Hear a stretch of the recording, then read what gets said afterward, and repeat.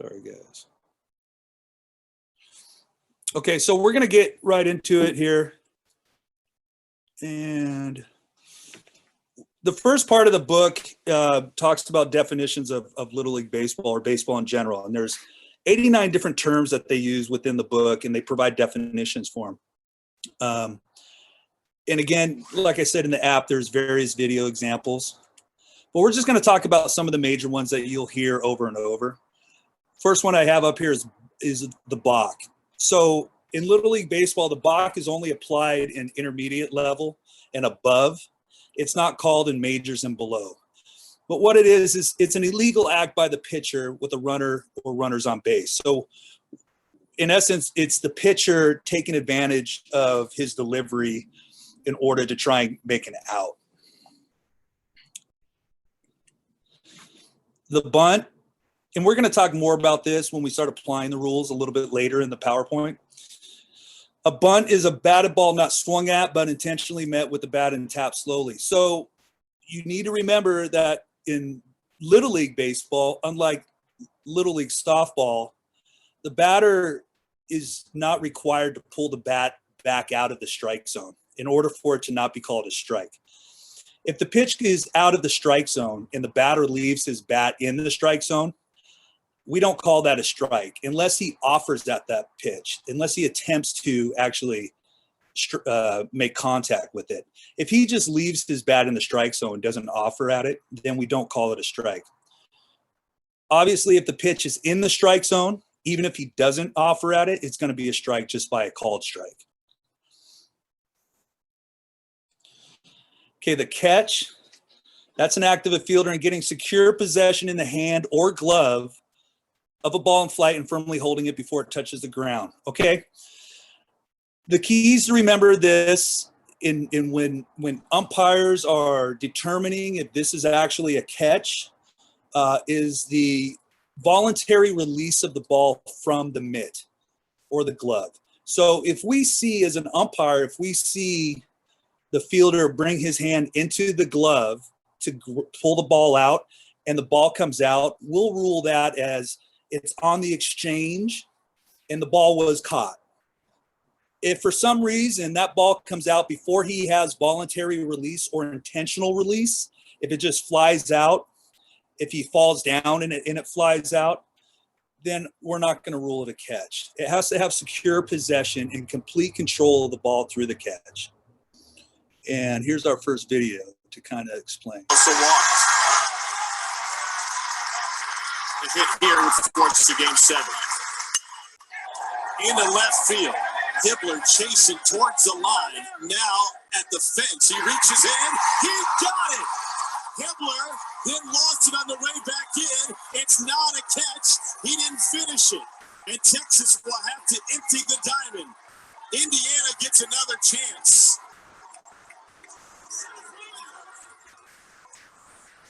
And they thank the It's a heck of a play by Hibbler just to go get it. Because this is a row deep and maybe two. I think it's the right call. Watch this.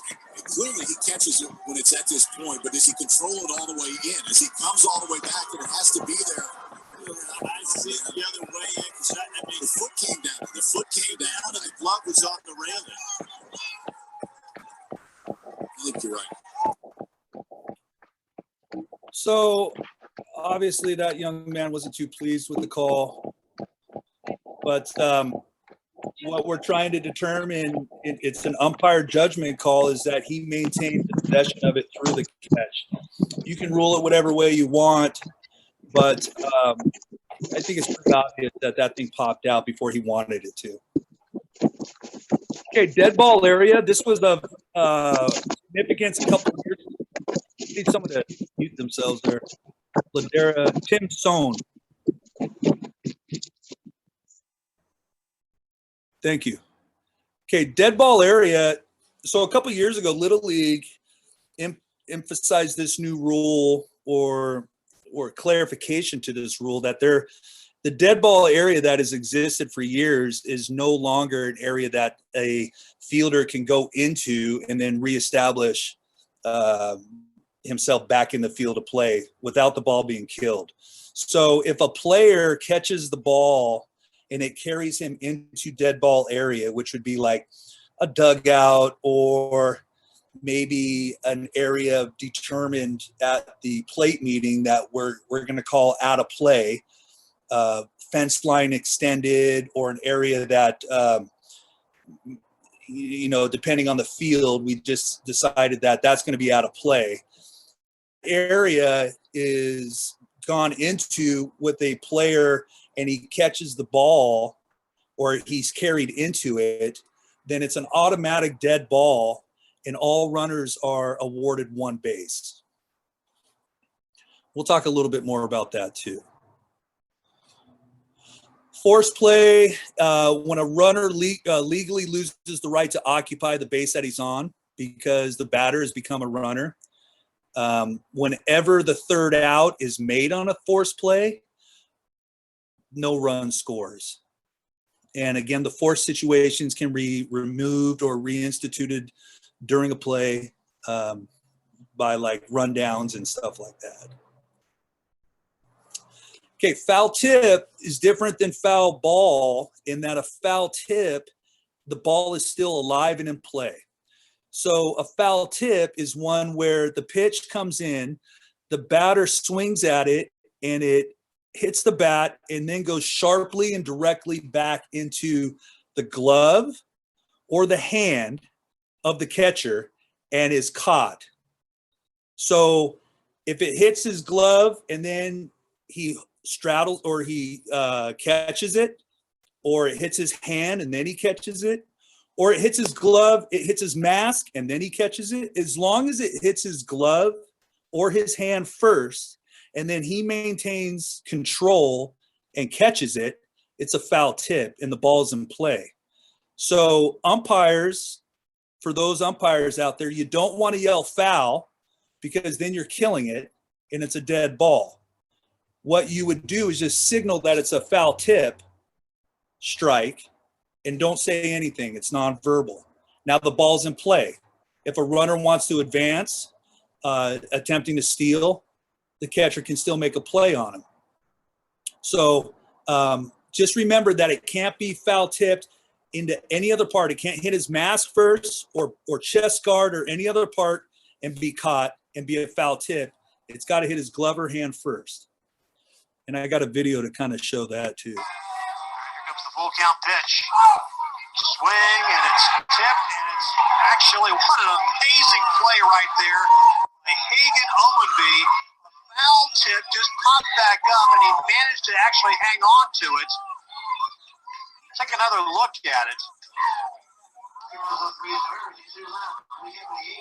Foul tip into the glove, but it just popped up and it holds for a second, and Owenby is able to pop it up once just with the tip of the glove to keep it alive.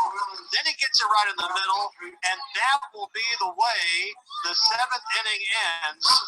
And what a frustrating way for Watford, but the Terriers cut into the lead. They score 2 runs. Okay. Illegal pitches. So in majors and below, we you have an illegal pitch by a pitch delivered to the batter when the pitcher's not engaged with the pitcher's plate or the rubber. So if his pivot foot is not engaged with it and he attempts to pitch, that's an illegal pitch, and the penalty is a ball. Also, you have the quick pitch, and that would be a ball to the batter. And again, those are going to be counted on the pitch count. In intermediates and above on the big diamond, an illegal pitch with runners on is a balk. And if there's no runners on, it would, again, be a ball, just like the lower divisions. We'll talk more about illegal pitches and balks towards the end in all the different types. Okay, illegally batted ball. So this is a right-handed batter in the box, and those are his feet. And on the left side there, you can see that it looks like he's out of the box, but technically that's legal because his foot is touching the line. If any part of his foot is touching the line or in the umpire's judgment would be touching the line, if the line wasn't there and the umpire's got judgment of where he thinks the line's going to be if it's been rubbed off through the game, then if he makes contact with the ball, fair or foul, it would be legal. Now, we don't want to allow the batter to set up like this, but if he ends up shuffling his feet during the pitch and he ends up being like this at the point of contact, then it's still legal. The illegal one in the middle there is his left foot is totally out of the box. That's on the ground. That's not in the air. That's on the ground. So if he makes contact with the ball, whether it's a fair ball or it's a foul ball, he's going to be out. On the right side there, you can see his foot is touching the plate. Just by means of touching the plate, unlike like upper divisions or high school, that's not an illegal batted ball. In Little League, the kids can touch the plate and still be in contact with that line that would be there.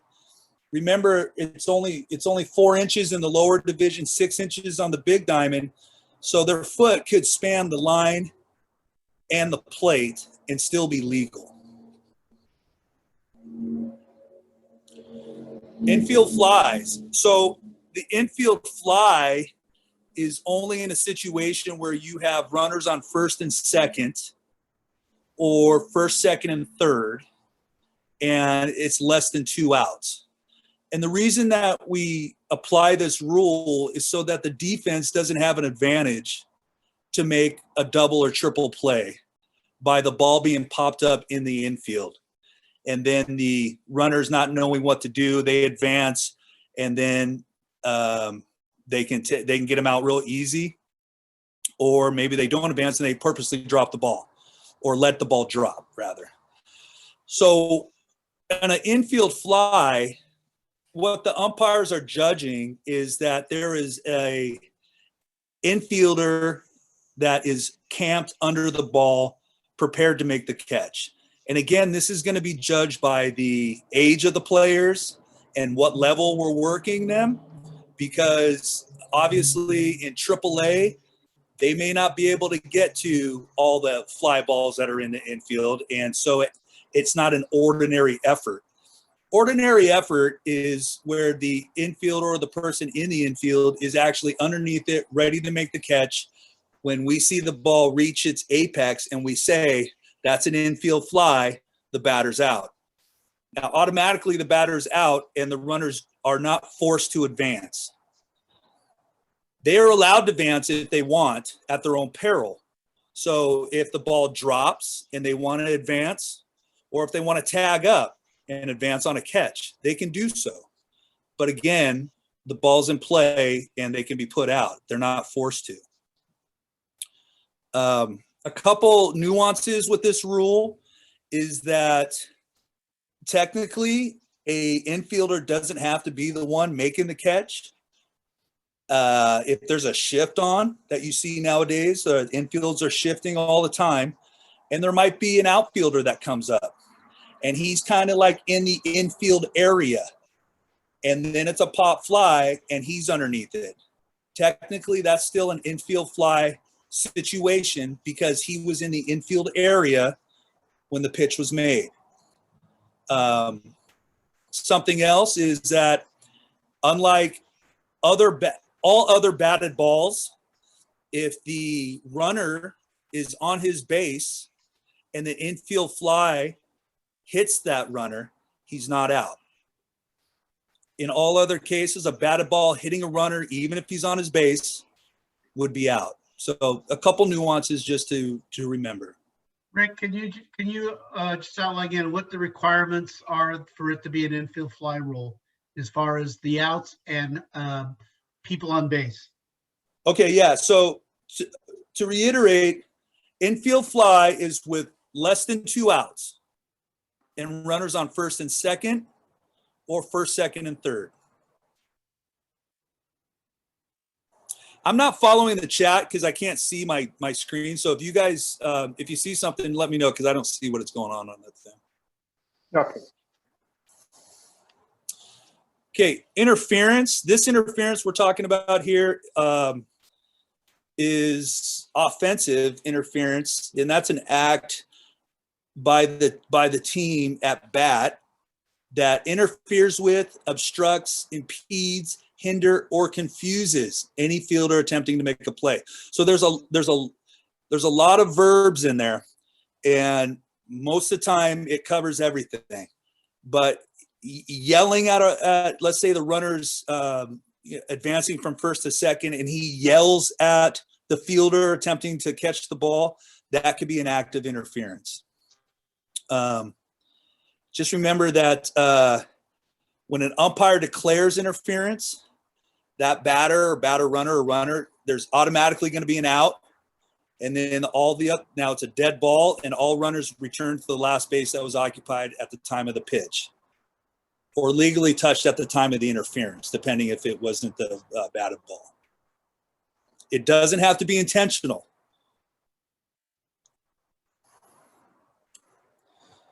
Okay, other types of interference. Note B there is catcher's interference. So that's defensive, where the catcher hinders or prevents a batter from hitting a pitch. We'll talk more about that. Umpire interference. So umpire interference can happen, number one, behind the plate, when the umpire hinders, impedes, or prevents a catcher from throwing the ball to try and put a person out for a stolen base. When that happens, the ball has to be caught cleanly in order for it to apply. So it can't be in the dirt. Even if it bounces in the dirt, the catcher feels it cleanly, then pops up to make the throw and hits the umpire. That's not umpire interference, because the ball was not cleanly caught on the throw. It has to be on the throw, caught cleanly. Number two is when a fair ball touches an umpire in fair territory. So in that situation, the only time it would happen is on the big diamond, because normally on a batted ball on the small diamond, all the umpires are on the outside of the infield, and there's infielders all in front of them. So it would have to pass an infielder to get to the umpire. Once it does that, that's not considered umpire interference. Now the ball would just be in play because it already passed the fielder. However, in the big diamond, the umpire set up inside, right behind the pitcher's mound, in positions that we call B and C. And before it got to a fielder, those umpires could get hit by a batted ball, and it's going to be an automatic dead ball. The batter will be awarded first, and then all runners advance one base. Note D is spectator interference, and that's obviously if a spectator interferes out of the stands.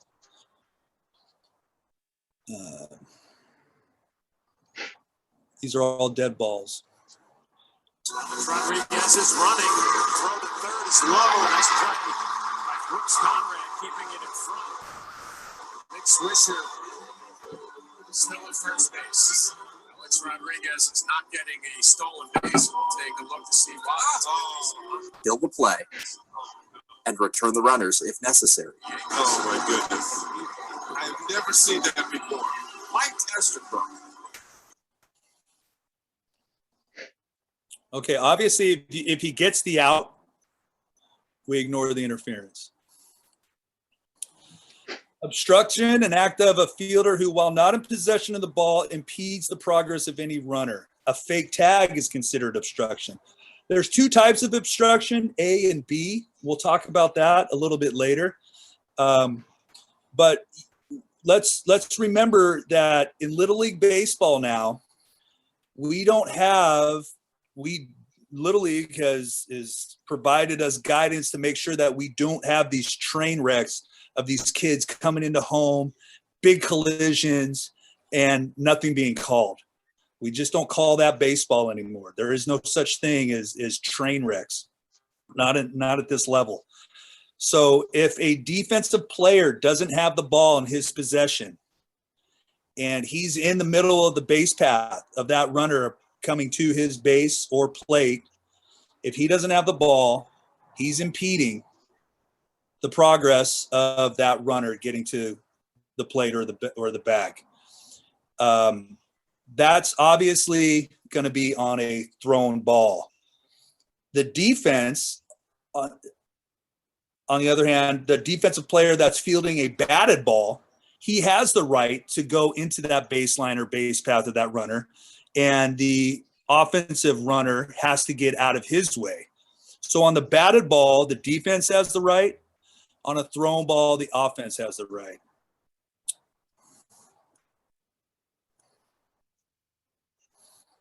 Okay, pretty basic. A pitch, for the purposes of maintaining a pitch count, we're going to count illegal pitches that we mentioned before as a pitch, even if that pitch isn't thrown.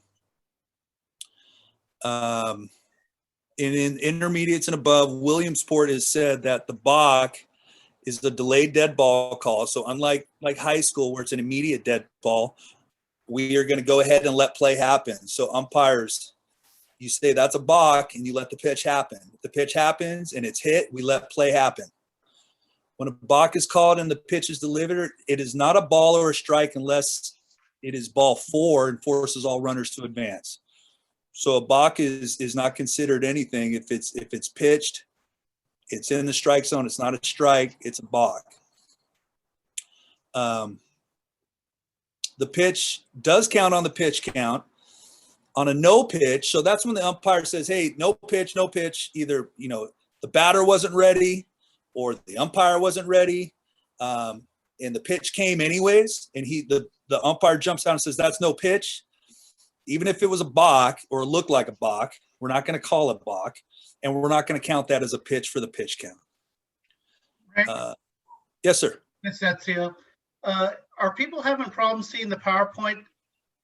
Could you thumbs up if you see the PowerPoint? Thumbs down if you see the PowerPoint? Okay, we have some people that said they're having a problem seeing the PowerPoint, so I'm not sure what to say at this point, but check your settings, make sure your computer is on so you can see the PowerPoint. Okay, is it a mass amount or? No, I saw a bunch of responses I got. Everybody can see it. Okay. All right. So maybe just it's isolated here? Isolated. Okay. All right. Go run over to your neighbors and watch theirs real quick, because everyone's watching it. Hey, do you want me to talk about names? Do we have more people or? Yeah, could you go ahead and just review one more time about their login? Okay. Everyone who's signed in, you can kind of gauge that we are trying to keep track of everybody by the league that they're associated with. So we'd like your name to say your league, Ladera, North Mission, San Juan, San Clemente, comma, your last name, comma, your first name. And the way that you can rename yourself is to go to the bottom of your screen, click on participants. That'll give you a right-sided border of everybody that's on the Zoom. Go to your name, and you'll see to the right a camera icon.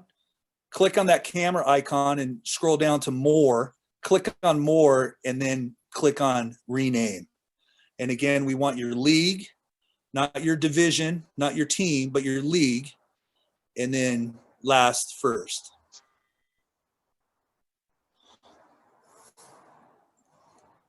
Okay, I'm going to continue. Strikes. So 7 types of strikes. Swing and a miss. Called strike in the zone. Foul ball with less than 2 outs. That's a strike. Bunted ball, or bunted foul rather, is a strike. If it's the 3rd strike, the batter's out.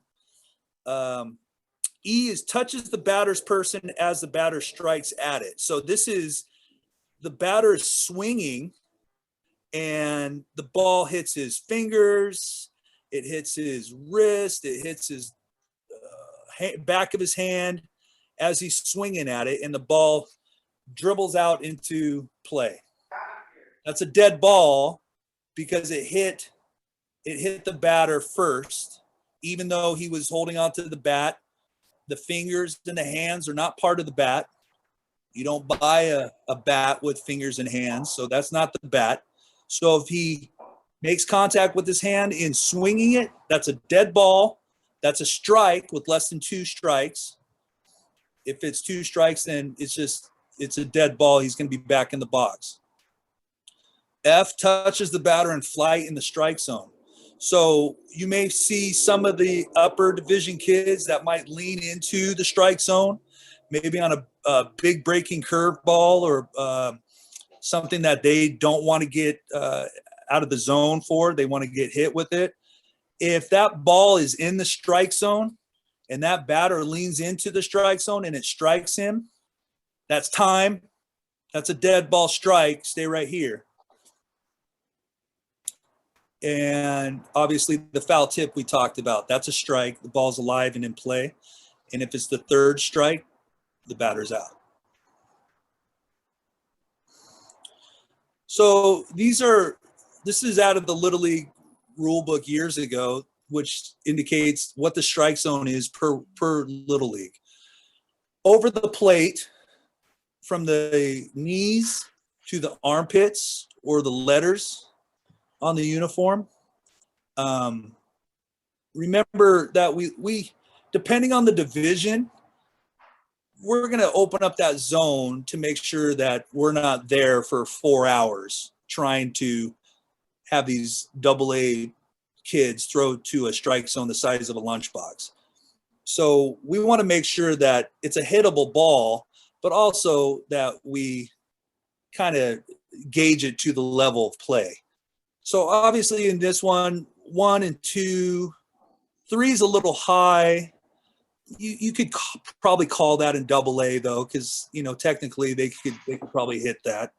4 is a great pitch on the outside corner. 5, that's a tough one. Inside corners or inside balls are always tougher on the batter, but that's your judgment.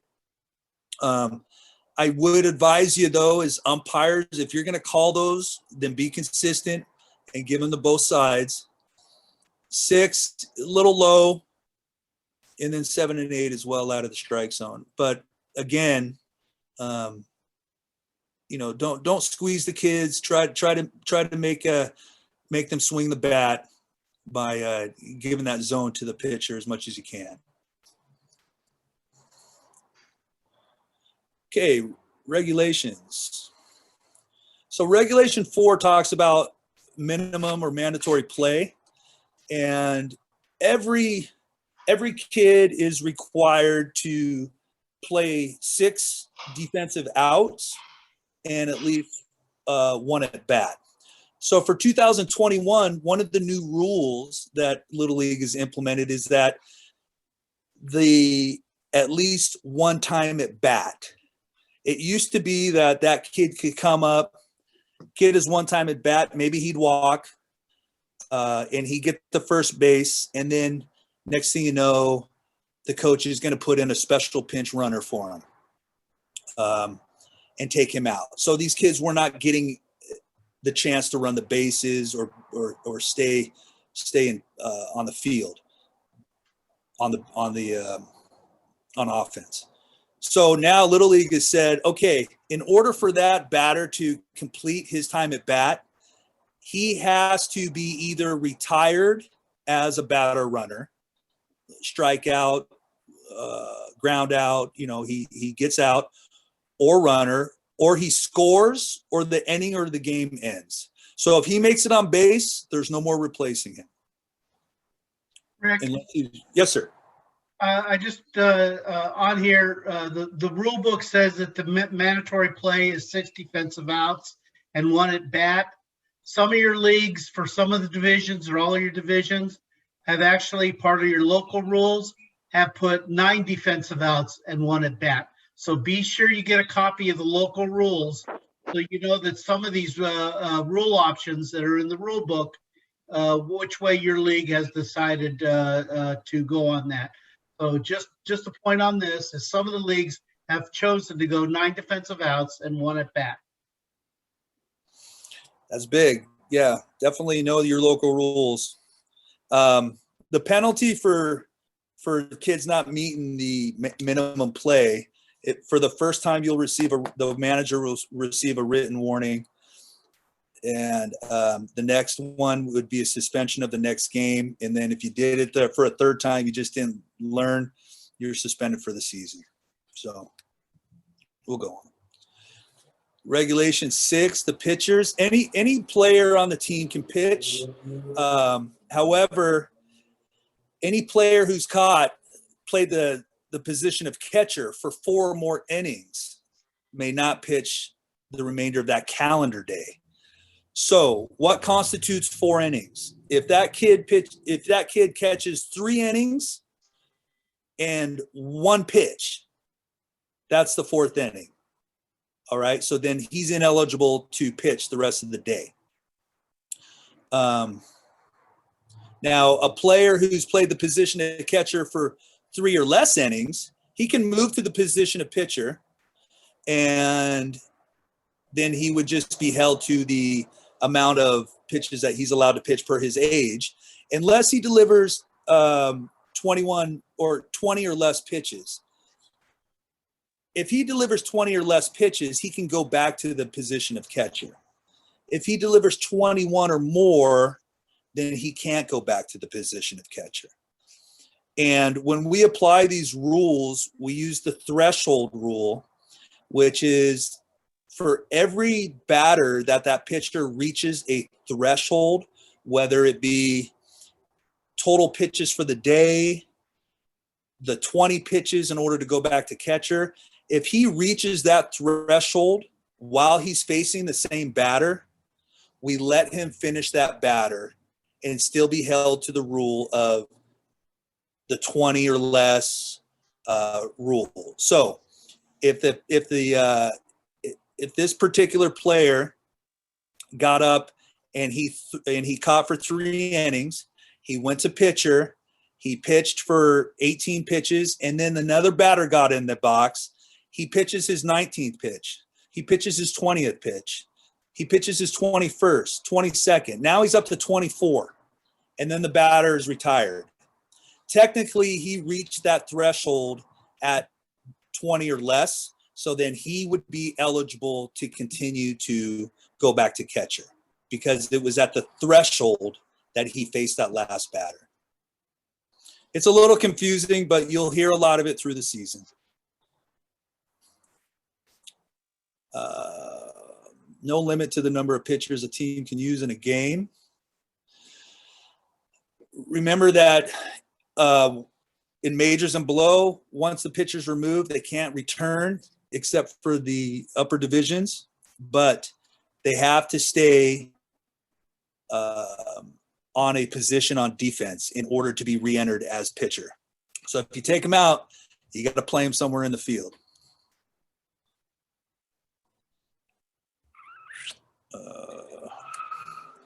Okay, so we talked about the total number of pitches that kids are allowed to pitch per day. Again, these are league age specific. They haven't changed. Obviously, the threshold would apply if the pitcher reaches the limit while facing the batter. We talked about that.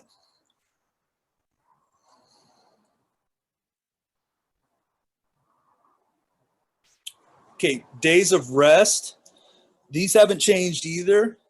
So, again, if a pitcher gets in the game and he pitches 33 pitches, and then the next batter comes up, he throws 34, 35, 36, 37, and he goes over that rest requirement total, he reached the threshold under 35, even though he threw 37 pitches. So he's allowed to just do 1 calendar day rest because he was in the threshold.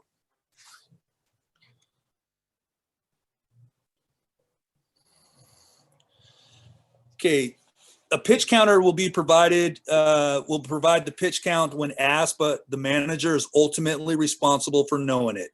So managers, make sure you know the pitch count. If you need to have your own pitch counter in the dugout, you're ultimately responsible.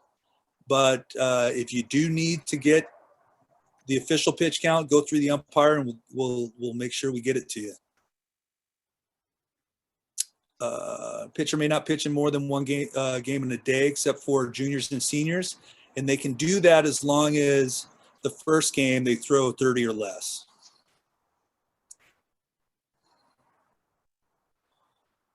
Okay, Reg 14, decorum. Remember, the actions of all of us, including the players, managers, coaches, umpires, and league officials, are above reproach on the field, and this also includes social media and online posts. So if you are saying something on social media while you're representing your team,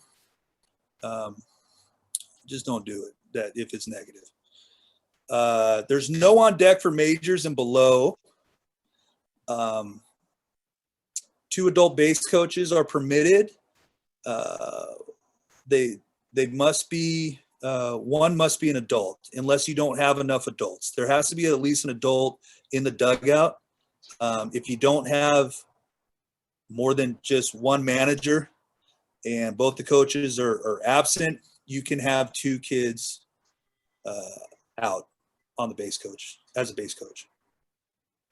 No firearms, tobacco, cigarettes, vapes, alcohol, all the fun stuff. You can't bring that out.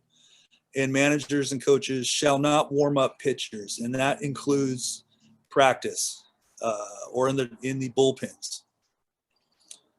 Make sure there's enough kids out there with gloves and a mask that they can warm them up. Okay, rule 1, objectives. On deck batter. So we said there's no on deck batter for majors and below. However, we do allow the first batter of each inning to come out and swing the bat.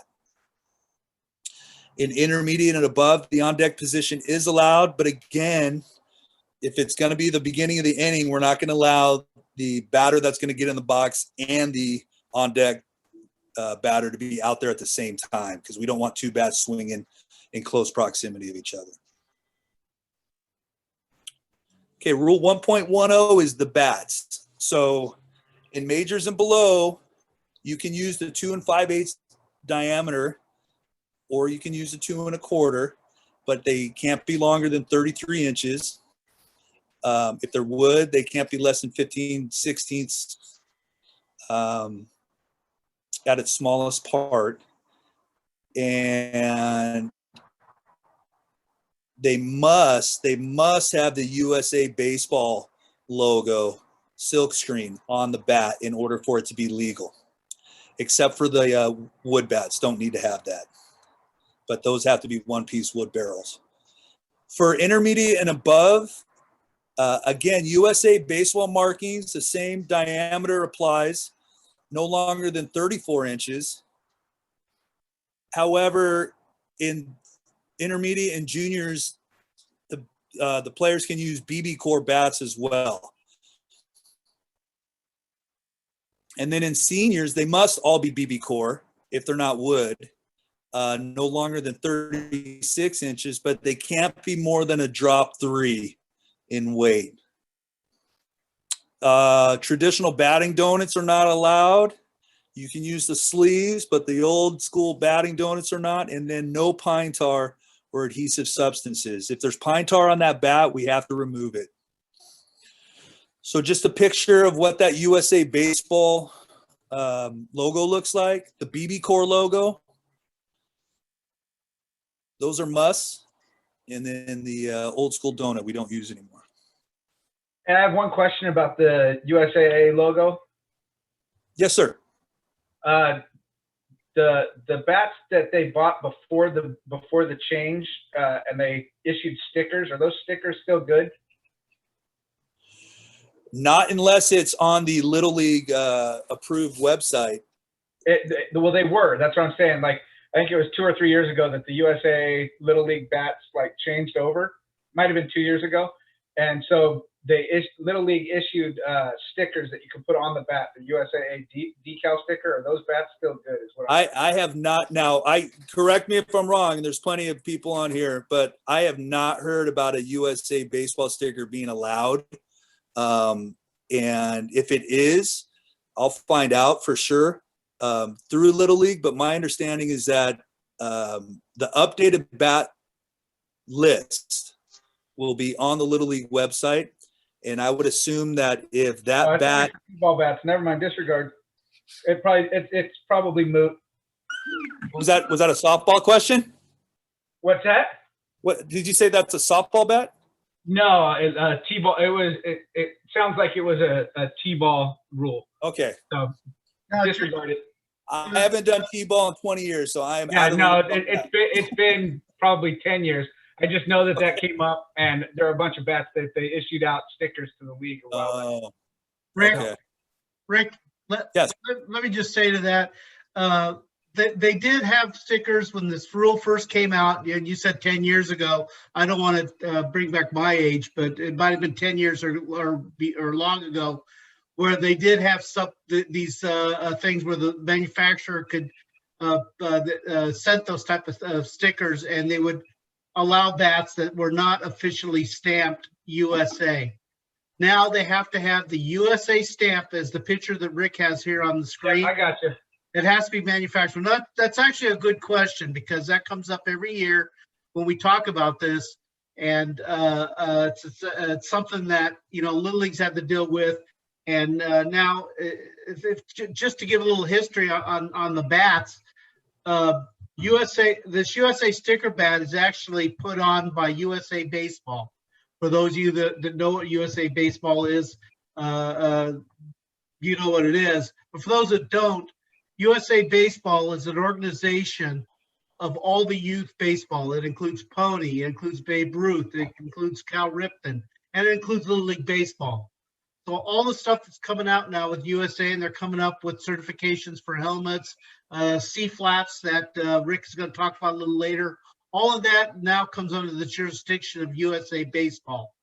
And again, USA Baseball consists of a committee that has representatives from all the major youth organizations, and they're all coming up to sort of consolidate those rules.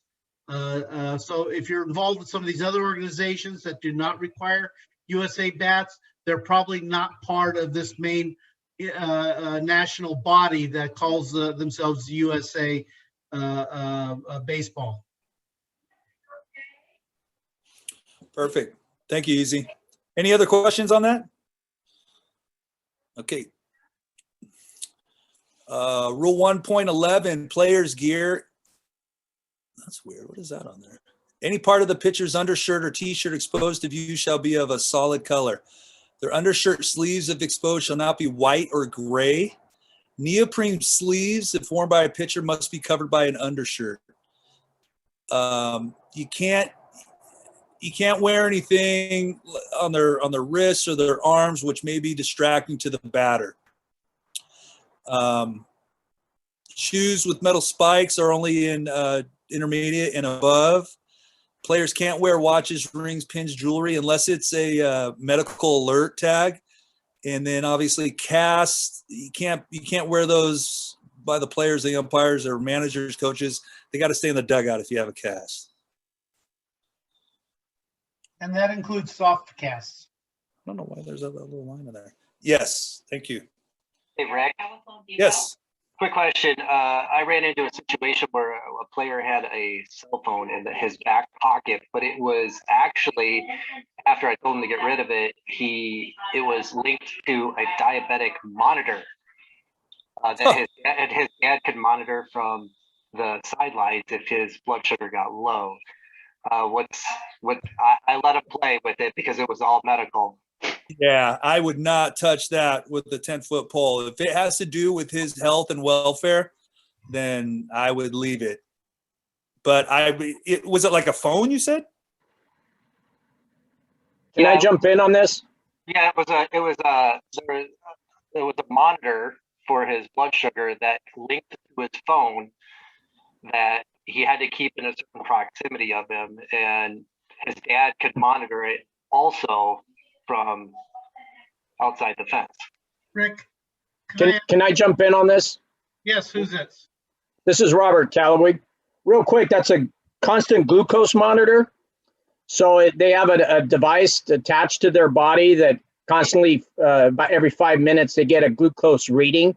And now, like iPhones especially, you have an app where the app is on your iPhone and it tells you your reading, and also has alarms if you get high or low, your blood sugar, so forth. I mean, it can be monitored by a parent, but I wouldn't touch that either. That is a medical device. It's on their phone now. And that's absolutely correct. And the other thing you're going to see on some of these kids is they now have they have little mini pumps. That's an insulin pumps that's connected to their connected to them, and the little module is usually hooked on the belt, but could be kept either on the belt or behind the back pocket. This is something that you do as an umpire with actually a thought process. And if any of these things come across in your games, that's something you have to be aware of. One of the things that I do occasionally, especially when I'm umpiring groups that I'm not familiar with, I will ask, is there any diabetics or anybody that has a medical issue that's on the field? One of the things that's really good to know as an umpire, talking about medical, is there anybody allergic to bees? Does the player have a EpiPen in their bag? It's something that's going to help you. The manager should have this all down, but it's something that you have to be aware of when the manager comes running out of the dugout with this device trying to give his kid a shot. You have to know what that is and be able to work with that. So it's good sort of I guess not preventative umpire, but just knowledgeable umpiring to ask the question at the beginning during your plate meeting to find out. If you're a coach or a manager, that's something you may want to tell the umpire. I do have a player that's connected to a insulin pump, or maybe sometimes I had this situation where the coach came running out and put an orange wedge in a catcher's mouth, and the catcher was diabetic, and he had noticed something. The catcher was needing a sugar fix, and came out and actually gave him that. So, I mean, when it comes to health, please, please, please be proactive about that. Well said. Okay, catchers, they must wear a catcher's mitt, not a first baseman's mitt or glove. And this includes warm-up catchers. That's safety. I don't know why that line's on there. Pitcher's gear. Pitcher's glove shall be of one solid color, and it can't be white or gray or multicolored white and light gray. They can't be in the colors as well. So even in the piping of the glove, it can't be white and gray because that would be considered distracting. The pitchers can wear their batting gloves, obviously on their non-pitching hand, provided it's not white, gray, or optic yellow. But they can't wear any kind of sweatbands or wristbands or anything on their arms. Helmets. They got to have the exterior warning label. They got to be non-glare, so they can't have the University of Oregon aluminum surface mirrors. They can't be repainted. They can't have any kind of tape or stickers or labels on them unless approved in writing by the manufacturer. We don't want that to be covering up any kind of cracks or weaknesses on those. And they got to bear the NOXI stamp on the inside. Any helmet that's cracked or otherwise damaged should not be used. So again, helmets, bats, catchers, masks are going to be inspected prior to the game happening, especially in this day of COVID.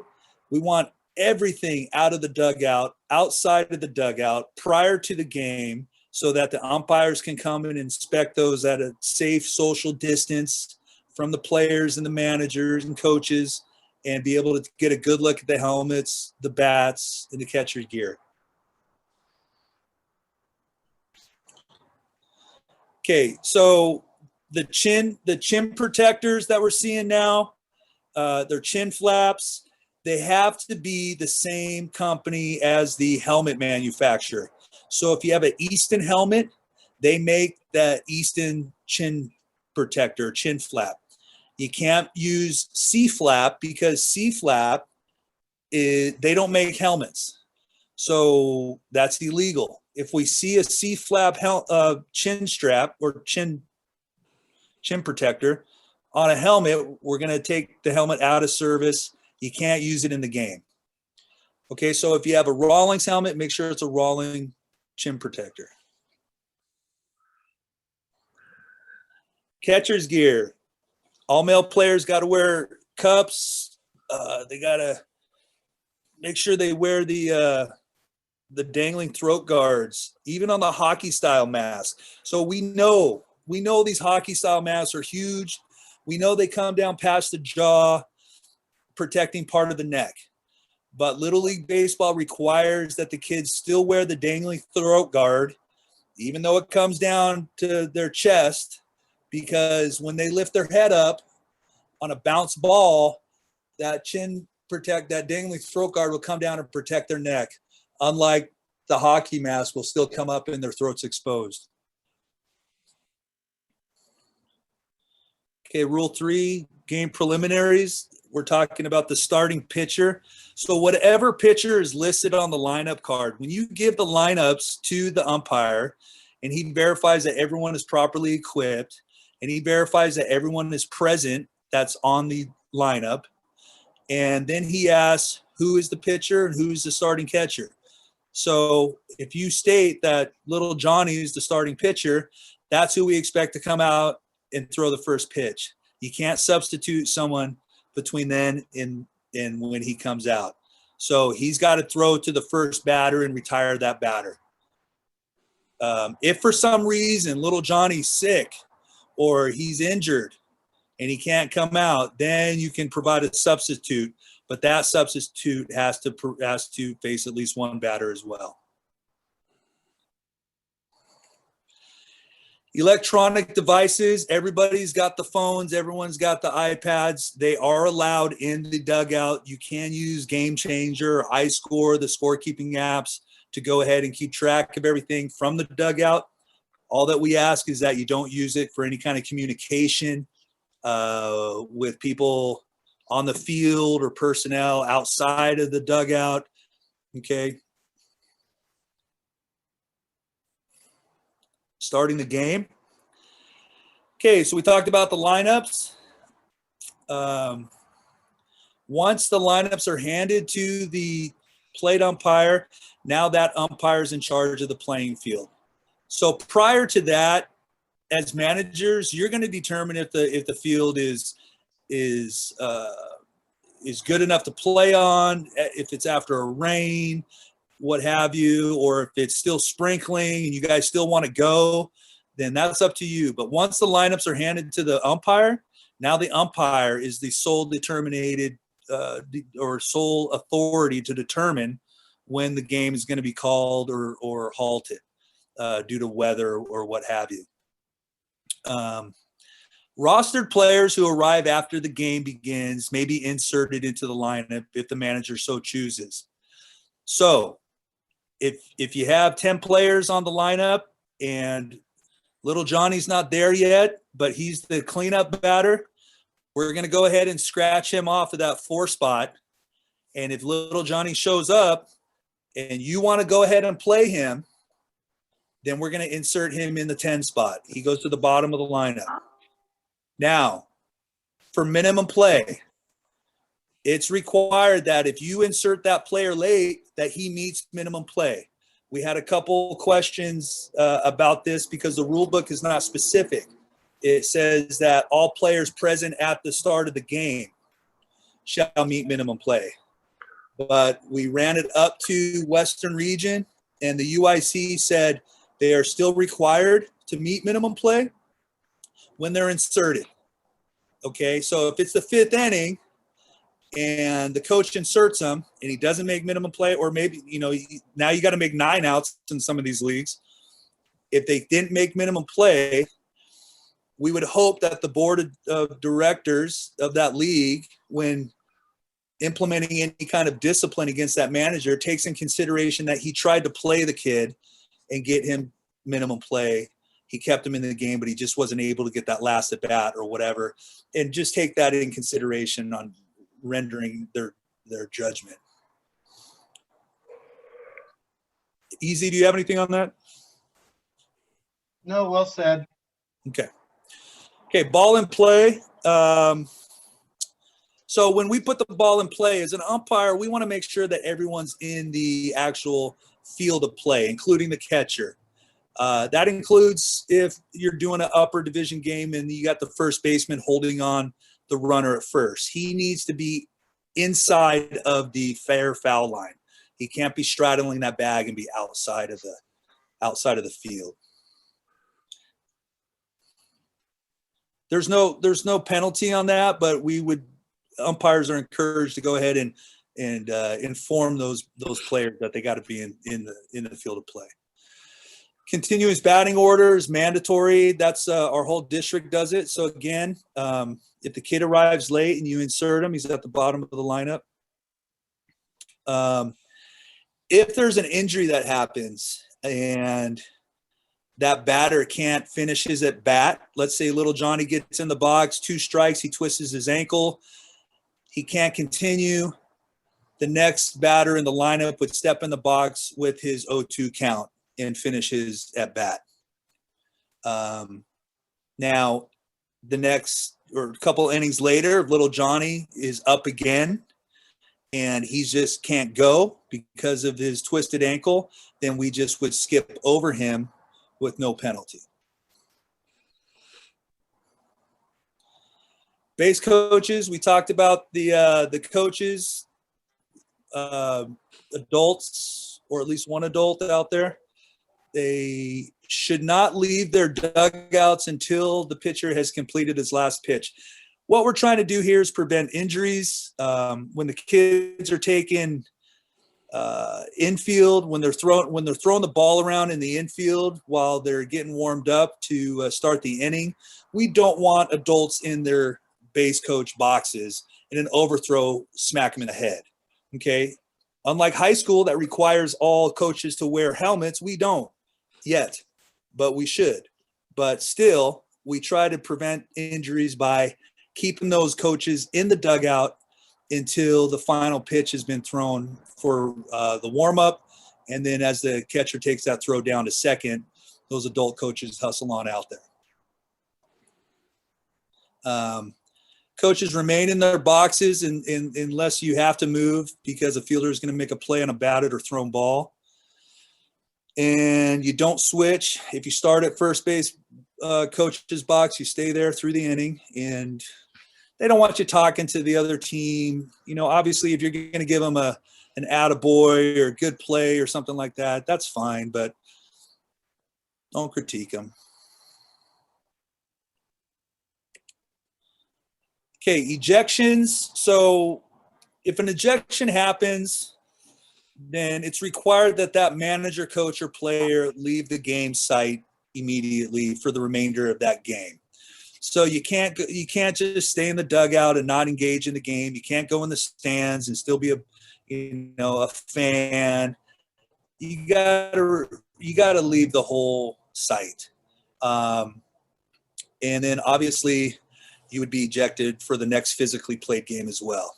Now, we're not going to make, little Johnny leave the game site if his parents aren't there or someone that can take custody of him. So again, yes, use your judgment in that little Johnny can stay in the dugout, but just not be a part of the game. He can't be used as a base coach or anything like that. Regulation games are 6 innings, 7 in the Big Diamond. If a game is called, it's still a regulation game if it completes at least 4 innings or 5 for intermediate and above. Otherwise, it would be a suspended game and then resume where it was stopped. Rick, Yes, sir. can I just mention something about the new rule about new time limits? Sure. Little League Baseball has now allowed leagues to establish time limits. And for AAA and below, if they set, let's say, an hour and a half time limit, and after an hour and a half, or after the hour and a half is up, they've only completed 2 complete innings, that does count as a complete game. That's only for regular season, and that's if your league has decided to implement time limits. That's something new for 2021. And again, make sure you get a copy of the local rules, and if that's in the local rules, that's something that you're going to have to follow. That's a great rule, actually, I think. Okay. For AA and below, yes, it is. Yeah. Okay, regulation games. Okay, so this is run rules. So mercy rules. Every league is allowed to have this as a local rule as well. One is the 15 run rule. So if after 3 innings or 4 innings for intermediate and above, a team is ahead by 15 runs or more, the manager of the losing team would concede victory to the winning team. That's for 15 runs of 3 innings. There's a 10-run rule as well that a lot of the leagues are running. I'm not quite sure about the 15-run rule if they're implementing that, but a lot of the leagues are using the 10-run rule, which is after 4 innings or 3.5 if the home team's ahead.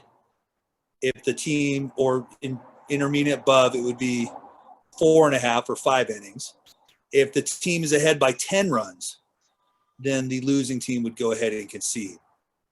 So just 1 more inning and then 5 less runs.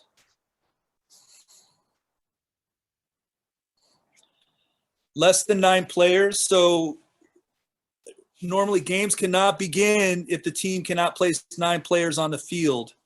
Okay, but there is a local league option that was approved for this year, stating that if the local league decides to put it in their rules that you can play with 8 players. If that local league determines to do that, they have to determine how they're going to treat that 9th position. If it's just going to be skipped over with no penalty, or if they're going to charge an out. That would be something that has to be decided prior to that local rule being approved. But if it's not in the local rules, then the less than 9 players applies. So if you start with 9 players and someone gets ejected or injured, the game, it's not grounds for forfeit, but it would go for the board of directors for a decision. Can't continue with less than 9 players. Protests, we don't like to have protests, but they happen. But they don't happen based on umpire's judgment. So protests are only considered if there's a violation or misinterpretation of a playing rule or the use of an ineligible player or pitcher.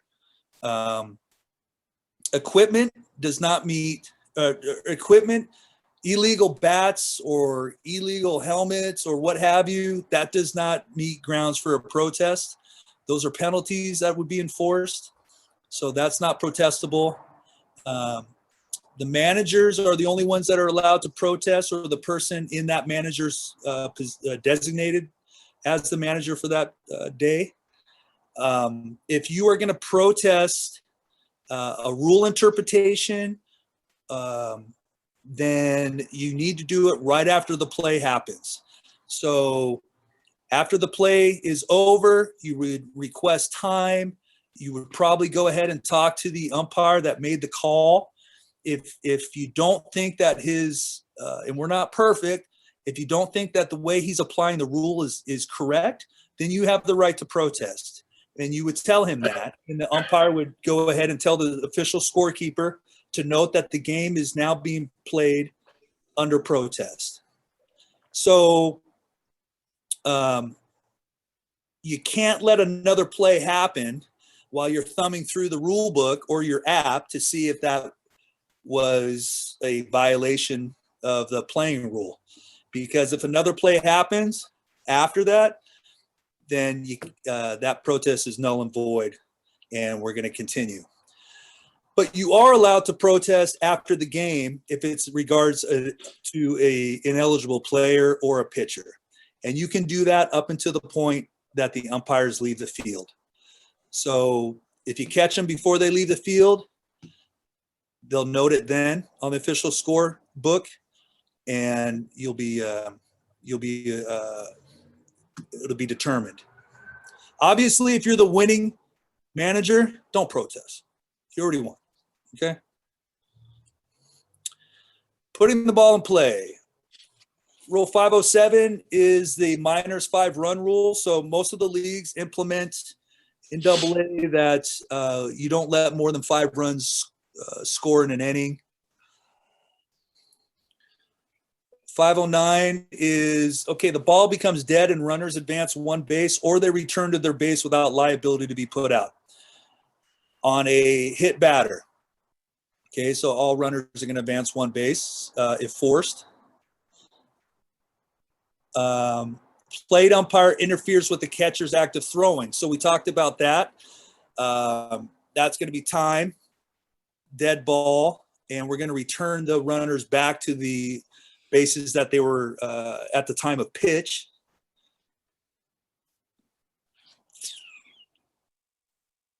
We talked about those other notes there. It has to be a clean caught ball, and if he gets the runner out, then we disregard the interference. In balls dead on an illegal pitch, we talked about that. Illegally batted, either fair or foul, runners return. So that would be a dead ball, and that would be something where maybe the bat hit the batter runner hit the ball, but then it hit him in the box and then it rolled out into the field. That's time. That's illegally batted. It's a foul ball. We're going to return the runners if they are trying to advance. E, a foul ball not caught. Obviously, that's a foul ball. Return runners. F, fair ball touches a runner or umpire in fair territory. So remember that in the big diamond is where the umpires are playing in, and if a umpire is hit, it's an immediate dead ball if he's in the infield and a fielder didn't have a chance to make the play in front of him. However, what happens a lot of times is that the batted ball will be fielded or attempted to be fielded by an infielder, and then touches and he misses it, and now the ground ball gets by him and it makes contact with the runner that was advancing from first to second, okay, or second to third. So what we have there is actually the ball is in play, because we said that if the batted ball hits a runner, that runner is going to be out unless a fielder is attempting to field it and he either muffs it, the ball goes between his legs, or he deflects it and it hits a runner. So those would all be the ball's in play. We're not going to kill it. However, we need to make sure that there wasn't another player that was able to make a play on it after it got past that original fielder. So for instance, ground ball down to the third baseman, kind of between the third baseman and the shortstop. The third baseman is attempting to make the play, and a runner on second is advancing to third. The third baseman attempts to make the play and he misses it. The ball gets by him, makes contact with the runner advancing from second to third. Normally that would be balls in play. That's nothing. But the shortstop is right there ready to make a play for that ball that third baseman missed.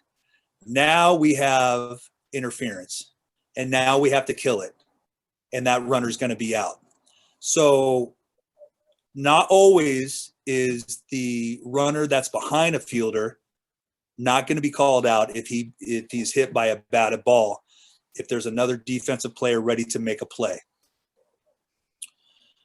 Okay, ball's dead if the pitch. Excuse me, I have a question. Go ahead. Is that a little league rule?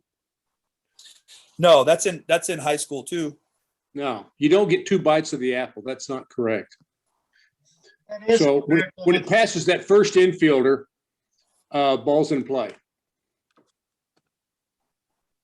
Are you saying in little league or high school or what?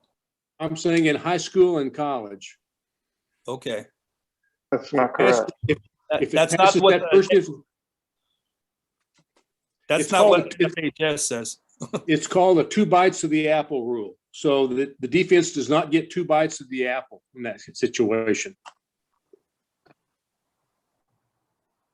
Okay.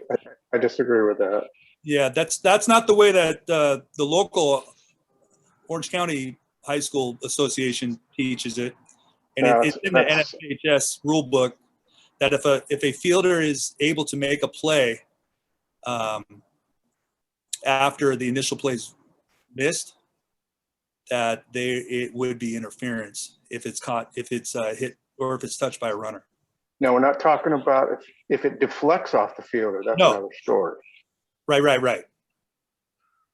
Just a little point. The Little League rule book is actually, except for a couple of the mandatory play requirements and safety rules, Little League rule book is a direct print of the Major League rule book. Little League did not change the rule book except where it goes for safety and some of the other things dealing from little kids playing ball. It is direct. So the point that Rick made is correct. And we've had this discussion a lot with the region and with some of the umpires that are part of Little League International. And as long as as Scott mentioned, if it hits the first defensive player, you're absolutely right. You don't get another chance at it. The ball is in play. But if there's a second player behind, and this only happens at shortstop, but it does not include the pitcher. It has to be an infielder, so that'd be something the third baseman or the shortstop. It's only a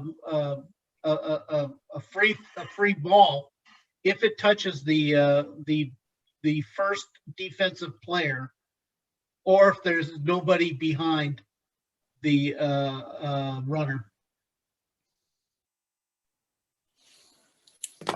Okay, yeah. So organized baseball rules is what Little League is based on, and we can discuss this further, but we'll move on for now. That's in the NLCS. Up the middle and off the umpire.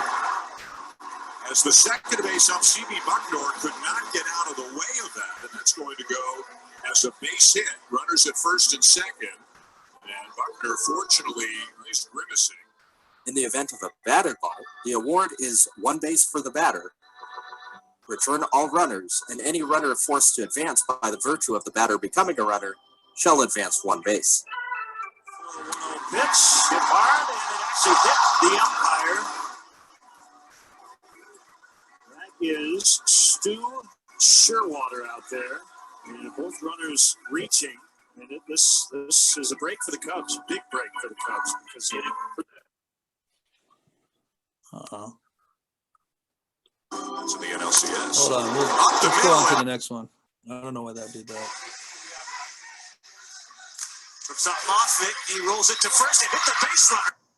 Clearly, the batted ball hits the base runner. After seeing these 3 angles, would you call the base runner out or safe? Post your answer in the comment section. So if you notice on this one, obviously the second baseman is kind of right behind that first baseman and maybe can make a play. However, the way that I saw this is that it touches the first baseman's glove as it goes through his legs. Any contact with that fielder nullifies the Clearly, player the behind batted being ball able to make hits the the play. base runner. After seeing these three angles, You can see it would you in this call the next base angle runner here. out or safe? Post your answer in the comment section. Again, contact with that fielder would nullify the second fielder being able to make a play. Okay. Anytime the umpire calls time, we're going to go ahead and kill it. Umpire is going to be the sole judgment for weather, darkness, or any kind of conditions. You don't want to necessarily keep a game going. That's going to get problems with safety. So better to call it early than too late. Okay, umpires. When a manager requests time for a substitution or a conference with one of the players, so we will always try to grant time once play is halted. Remember, managers, coaches, you only get one offensive timeout for the inning, but you are allowed, for instance, if the defensive manager comes out, you will be allowed to go ahead and visit with your batter, as long as you don't delay the game once that defensive timeout is over.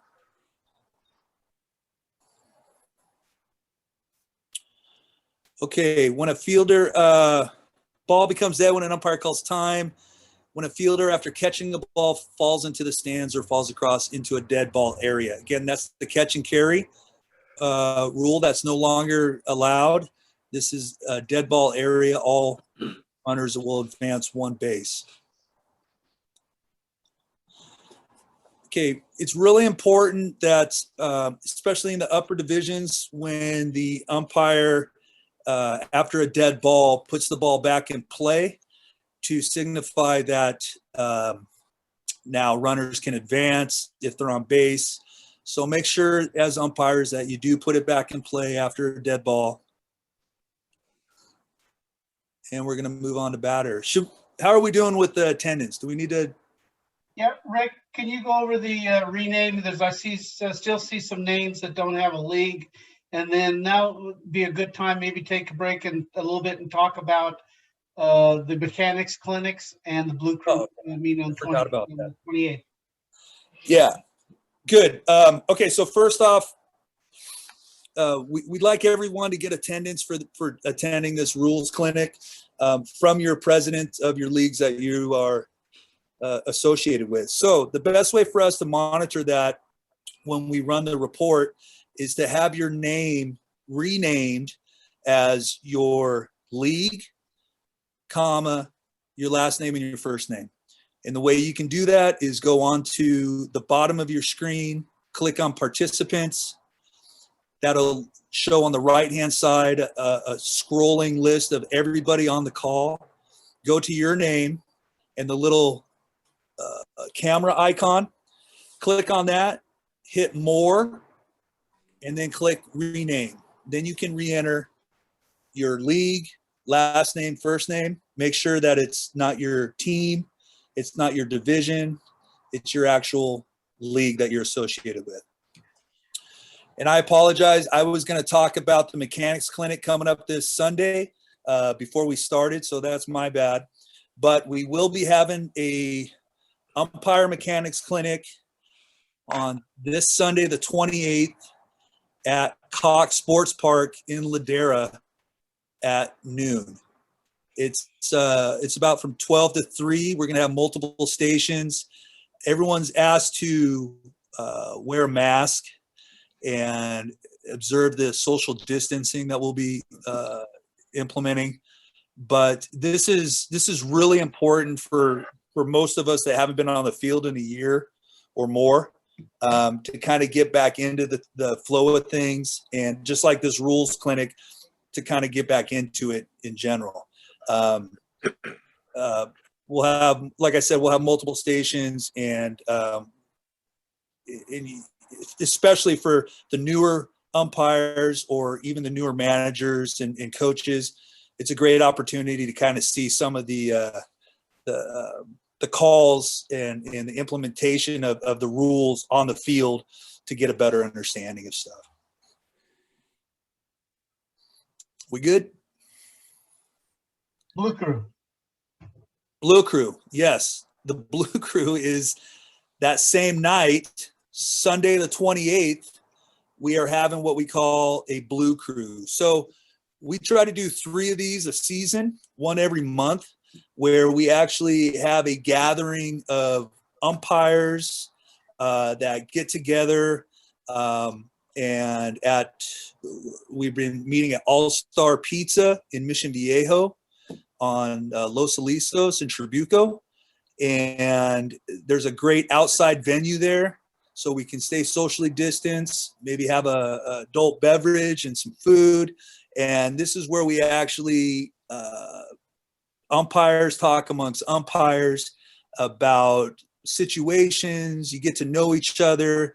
You get to kind of you could even talk about, you know, this rule about the infielder hitting or the runner behind the infielder. This is where you get a lot of the engagement. There's high school umpires there that work Little League, and you know, it's a great venue. I know personally, a lot of my mentors that I learned from, some of those third world situations and some of those crazy things that happen on the field. Things get put in a lot more clarity when you're actually just talking shop with guys, and you build a little camaraderie. But that is something that our district as a whole is really high on, is keeping guys engaged, keeping a legacy of good umpires that we can just pass down for the kids, so that we have, and we're pretty well respected in the region as having some quality guys. So that is at 6 o'clock, Sunday the 28th at All Star Pizza in Mission Viejo.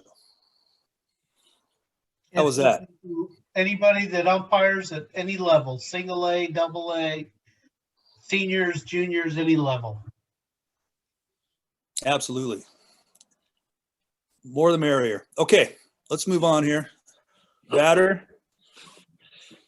Okay, so this is a rule that is another local league option that can be implemented for each league, and I think we have a lot of leagues using it, especially in the upper divisions now, of the batters not getting out of the box unnecessarily. So this rule was brought into fruition, if you want to say, because of the delay of game and the amount of time the batters were taking in the box.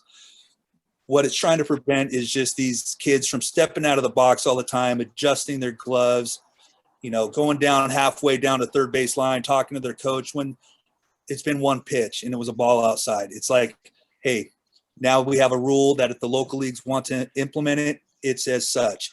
The batter has to keep 1 foot in the box at all time unless one of the following things happen. If he swings at it, if he's forced out of the box by a errant pitch, if he attempts to drag bunt, if the catcher doesn't catch the ball, he can step out.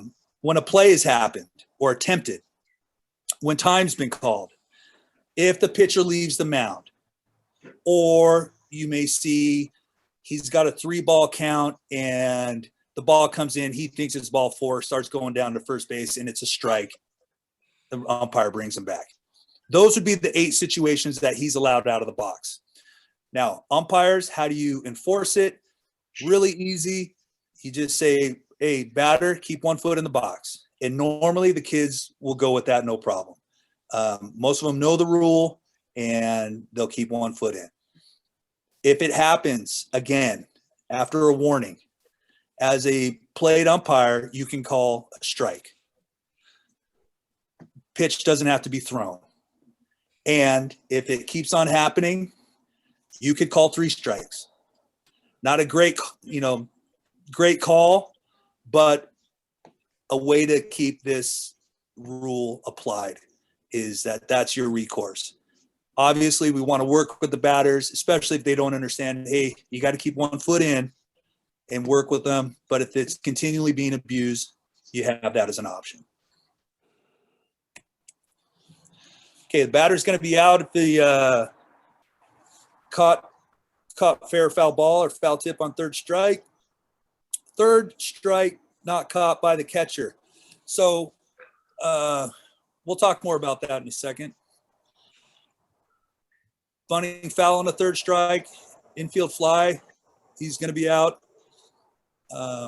Batter attempts to hit the 3rd strike and is touched by the ball. He's out, dead ball.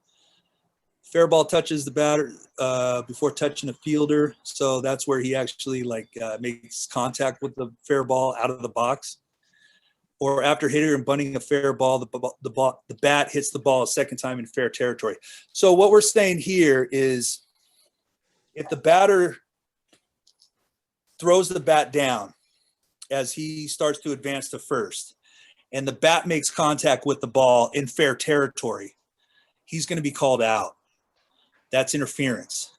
It's not the same as that if he throws the bat down and then the ball rolls into the bat in fair territory. That's not interference. That wasn't an intentional. Not that it has to be intentional. You could still call him out if he throws the bat and it makes contact with the ball. So the rule of thumb is, does the bat hit the ball a 2nd time, or does the ball hit the bat a 2nd time? It's an umpire judgment, and obviously you're judging the intent as well.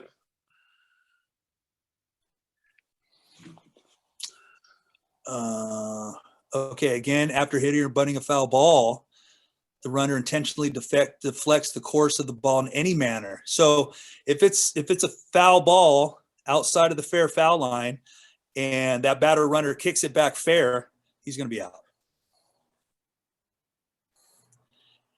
Okay, J is the runner's lane interference. So the last half of the distance from home to first is considered the runner's lane.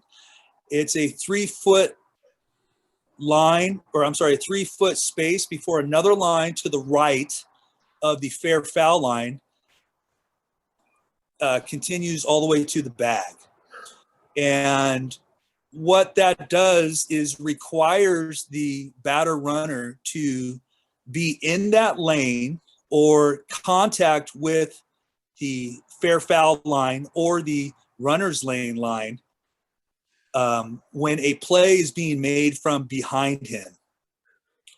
You'll see it happen on a bunt.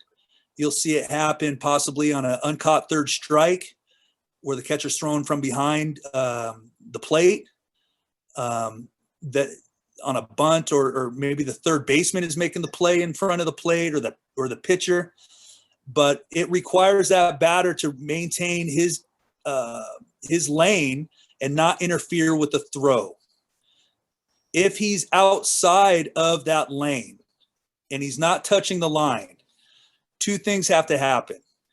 The ball's got to be thrown, and it's got to be a reasonably catchable throw. If those things don't happen, then we don't implement the runner's lane interference. If they do happen, then the batter's going to be out. Unless he's out already because they catch it and they get him out. And I got a couple examples here. On its active roster. That's a tough play for Peacock. And safe at first, ball gets away. Let's take another look. You can run it. Oh, sorry. My bad. Hold on. I'm trying to pause this thing, but I don't think I can. That's a tough play for Peacock. So take a look at the runner. First, take a look at the plate umpire and look at his position right here. He's watching that runner, and he is not in contact with that line at all. Obviously, the whole base is in fair territory. And yes, he does have to go into fair territory to touch the base. However, the whole length of that runner's lane, he was outside of the runner's lane, or inside rather, of the fair foul line. He never touched the line, technically, if he is touching the line as he's running up there, he's considered in it. So in this instance, runner's lane interference could have been called. Feast and famine evening thus far. A 2-run homer, a strikeout, now a bunt. Now, look at that batter runner's position as opposed to the other one. He's totally in the lane. He gets the job done and then some. That ball's going to trickle out into right field. A run comes in to score. Maybe 2. The throw to the plate, the slide, and 2 runs coming on the bunt. 4-1 Chinese Taipei. Okay, so that's runner's lane interference. The batter's also going to be out when a infielder intentionally drops a fair fly ball or line drive with first and second, or first and third, or first, second, and third occupied.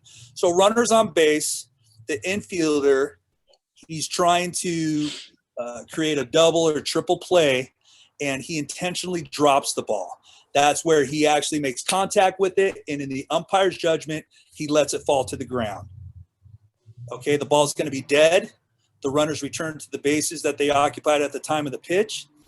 But don't mistake this for a situation where the infielder lets the ball drop.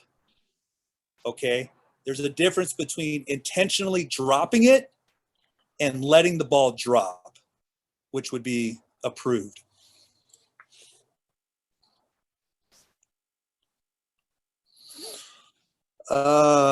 Okay, so in this situation, the batter's going to be out when the preceding runner, so the runner from, let's say, going from first to second, he intentionally interferes with the fielder who's attempting to catch and throw a ball. So this is the play at second. So that runner that's running from first to second, he intentionally interferes the play at second to try and disrupt the throw to get the batter out.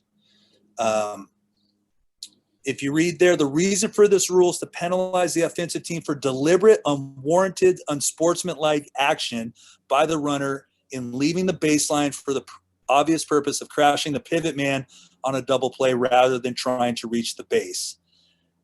This is umpire's judgment, but either way, that runner has to be able to touch the base with either his hand or foot once his slide is complete. And we go into this extensively at the mechanics clinic, and so that's why it's great to come out and actually see this rule applied. But for the sake of this rules clinic, I'm going to just show you this video. You've got a lot of ground to cover, and well, you know, right here, coming in hard, Bautista. He grabbed him with that left hand, and we'll see. This may absolutely.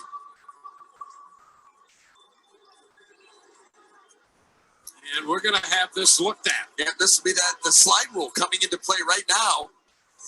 Bautista grabbed him with his left hand.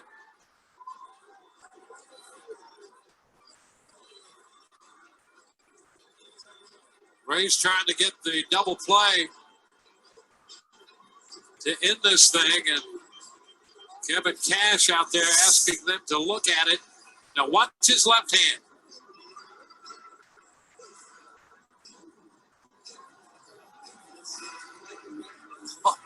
But this is going to be real interesting. How they use this.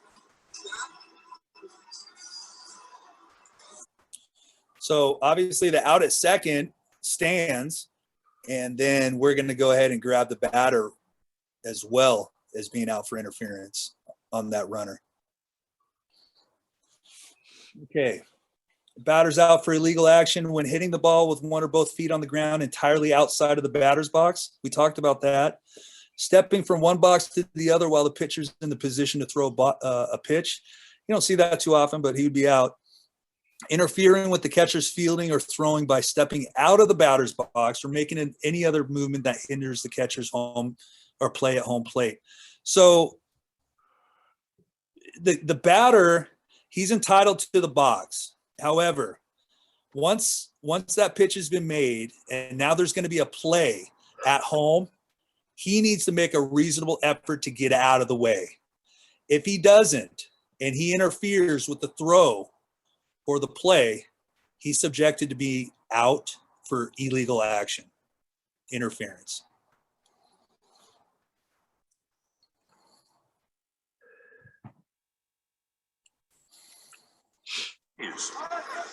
Runner goes, and Suzuki's throw. In time, despite Peralta, I think he's going to be called for Suzuki made contact with Peralta, who leaned over the plate area. Runner goes, swing and a miss. Clevenger ran into the batter. Looks like interference is being called at home plate. Well, I don't know if are they going to call the runner out? Because if they are, runner is out. Runner goes now. The pitch is swing and a miss. On the backswing, that caught Bobby Wilson. And they're going to call the runner out. So Ortiz strikes out. Runner goes, swing and a miss. Throw down to second, and it's a little too tall. And they're going to call interference on Hamilton and send the runner back. Again, he's out. They're going to call him out. Well, let's see what happens. Did he leave the batter's box? He did an extension. So a couple things. The throw doesn't have to be made. This is umpire's judgment. If that batter comes in front of the catcher and he determines that impeded his throw, then we can call batter's interference. And that's going to be a delayed dead ball. Because if he still gets them, if he makes the throw and he still gets them, then we're going to go ahead and negate that, and the out's going to stand. However, if he doesn't get them, the batter's going to be out for interference, and then the runner's going to be returned back to the bases occupied at time of pitch.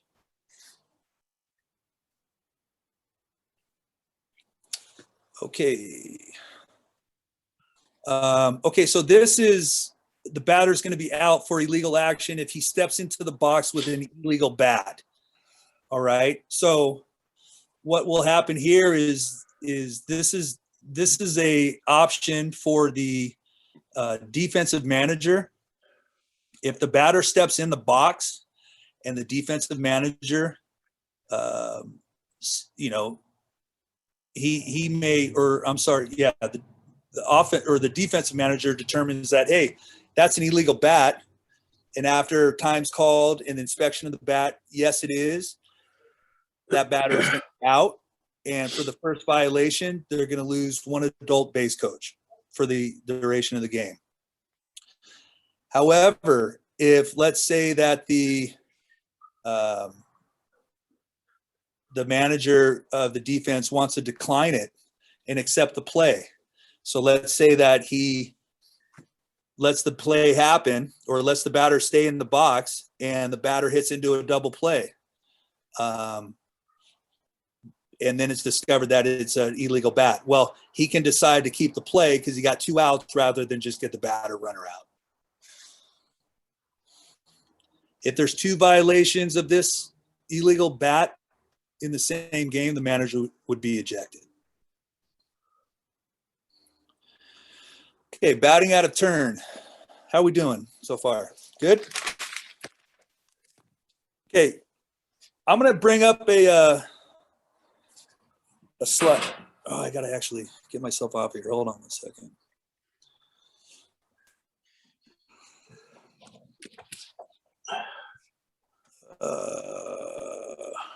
Okay, you got me here?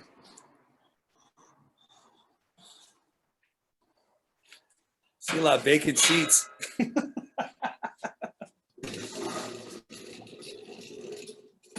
you see that? Easy, can you see that? No, Closer? Yes. no, we see nothing. What can you see? Everybody's name. Okay, can you see all the way to like Dave, Chris and David here? Okay, I can see Chris. Okay, good. I'll back it up. How about that? Good there? I can see David. Okay, so batting out of turn. So just remember that, we'll just go through it. It'll be a lot easier. We're going to say that Chris is the proper batter, okay? Chris is supposed to be up at bat. But we're going to say Adam steps in the box instead. He's the batter runner. He has two pitches thrown to him. It's counted 1-1. Now the defensive manager comes out and says, hey, they're batting out of turn. Umpire checks the lineup. You're correct. They're batting out of turn. Who's the proper batter? Chris is the proper batter. So now we're going to go ahead and take Adam out of the box and give Chris the count of 1-1, and we'll continue. Pretty easy.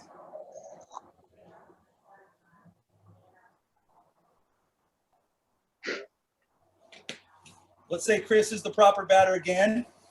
Adam comes up in the box. He's the batter runner. And let's say he gets on first base with a base hit. Now he's 0-1. Umpire or the manager comes out. Hey, Blue, they're batting out of turn. Checks the lineup. You're right. Who's the proper batter? Chris was the proper batter. Adam's on first base. Chris is going to be out. The proper batter was Adam. He's taken off the base for illegal action. The next batter, the legal batter, would be whoever followed Adam, which is Billy. So Billy steps in the box with 1 out. All right. Last one. And there's a million of these things in the rule book that you can look at and see the different scenarios. Chris is the proper batter. Adam comes up, batter runner. He gets on first base again, base hit. He's on first base. Now David goes, holy cow. I was supposed to be up after Chris. I better jump in the box. So he comes up to bat, and he gets a pitch. It's a ball. Counts 1-0. Defense comes out. Manager, hey, they're batting out of turn. You're right, they are. Who was the proper batter? Well, Chris was the proper batter. Adam stepped in the box. He's on first base. But before they came out and said that he was the improper batter, they let David step in the box. And now David got a pitch. That legalized Adam. Adam stays on the base now. Now, what happens to Adam? He's the legal batter now, or he's been legalized. So now who's the proper batter? Billy. With a count of 1-0. All right. It takes some getting used to. You don't see it too often, but it happens. All right. Let me try to get back to the slide here.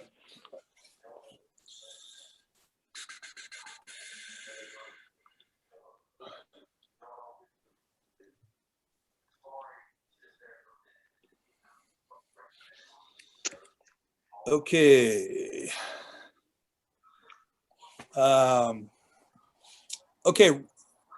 Batter becomes a runner entitled to first base.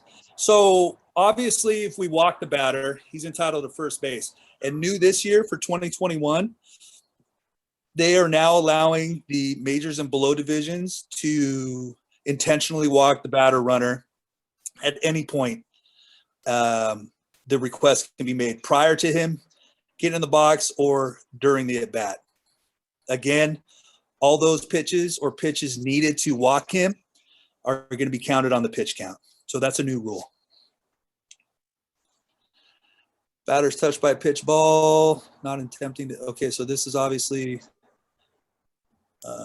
he's hit by pitch. We talked about all those other rules in the strike zone.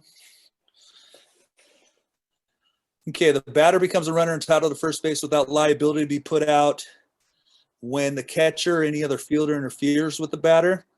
So again, catcher's interference, and it's distinctive. You'll hear it as an umpire, even as the managers, you'll hear the distinction of the bat hitting the glove and then hitting the ball. And it's distinct difference. So you'll know when you hear it. Now, that's a delayed dead ball call. The umpire's not killing it right away. We're going to let play happen. If the batter hits a home run, obviously we're going to let the offense take the play. However, if he swings at it, hits the mitt, and doesn't hit the ball, fouls it, we're going to kill it. Time. That's catcher's interference. Batter to first base. So he's awarded first base. If he hits the ball and the ball's in play, we're going to let play happen and see what happens. Obviously, if he gets to first base, and all the runners on base advance at least one base, the play is going to go ahead and proceed without reference to the interference. So we're going to say that it's like it didn't even happen. However, the manager has the opportunity to go ahead and say, I don't want the penalty. I actually want the play. In a situation that might happen is, let's say there's a runner on third base and there's less than 2 outs. The batter swings, he hits the catcher's glove, but he hits it to the outfield on a pop fly. And let's say the outfielder makes the catch, the runner on third tags up, and they don't get the out at home. That would be a situation where that offensive manager goes, you know what? I'll take the run rather than my batter runner going to first base and I still have a runner on third base. So he takes the play, he gets 1 out, but he scored a run. So the offensive manager has the choice to take the play or accept it.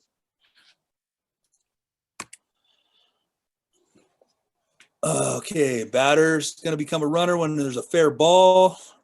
And here we are for the third strike not caught. So in majors and above, a third strike not caught is allows the batter runner to advance to third base. Now, it has to be with first base unoccupied, no one on it, or there has to be, if it is occupied with 2 outs, it still can apply. So unoccupied or 2 outs and occupied. Where this will happen is a lot of times sometimes the kids don't even know that it's a third strike uncaught situation, and the ball goes back to the backstop, and that runner or that batter runner just turns and starts heading towards the dugout. They forfeit their opportunity to advance to first base when they enter the dugout or any other dead ball area. So again, the defense needs to actually either tag the batter or throw it to first base to get him out. If the bases are loaded, then all the catcher would have to do is touch the plate. Okay, 2 base awards. This is, we're going to go ahead and award the batter runner or all runners 2 bases on what we call the old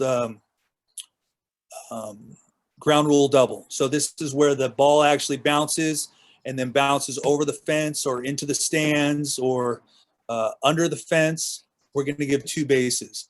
2 bases to all the runners on base at the time of pitch. Again, if the ball gets stuck in the fence, we award 2 bases. Any bounding ball that's deflected by a fielder. So if it's a shot to the outfield and the fielder kicks it into the stands or over or under a fence, 2 base award. It's deflected by the fielder in the dead ball area.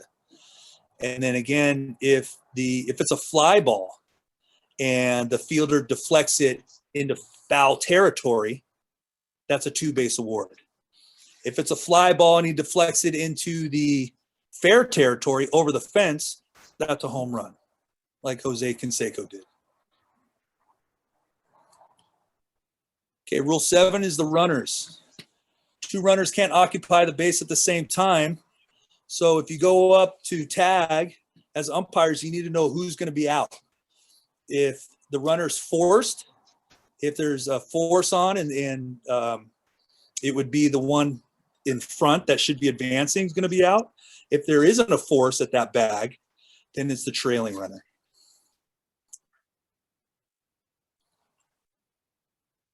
One base awards are for, obviously we talked about the dead ball area.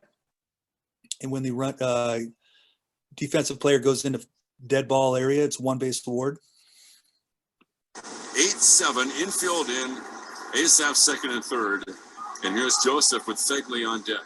The pitch by Barlow, and that swung on it, popped up.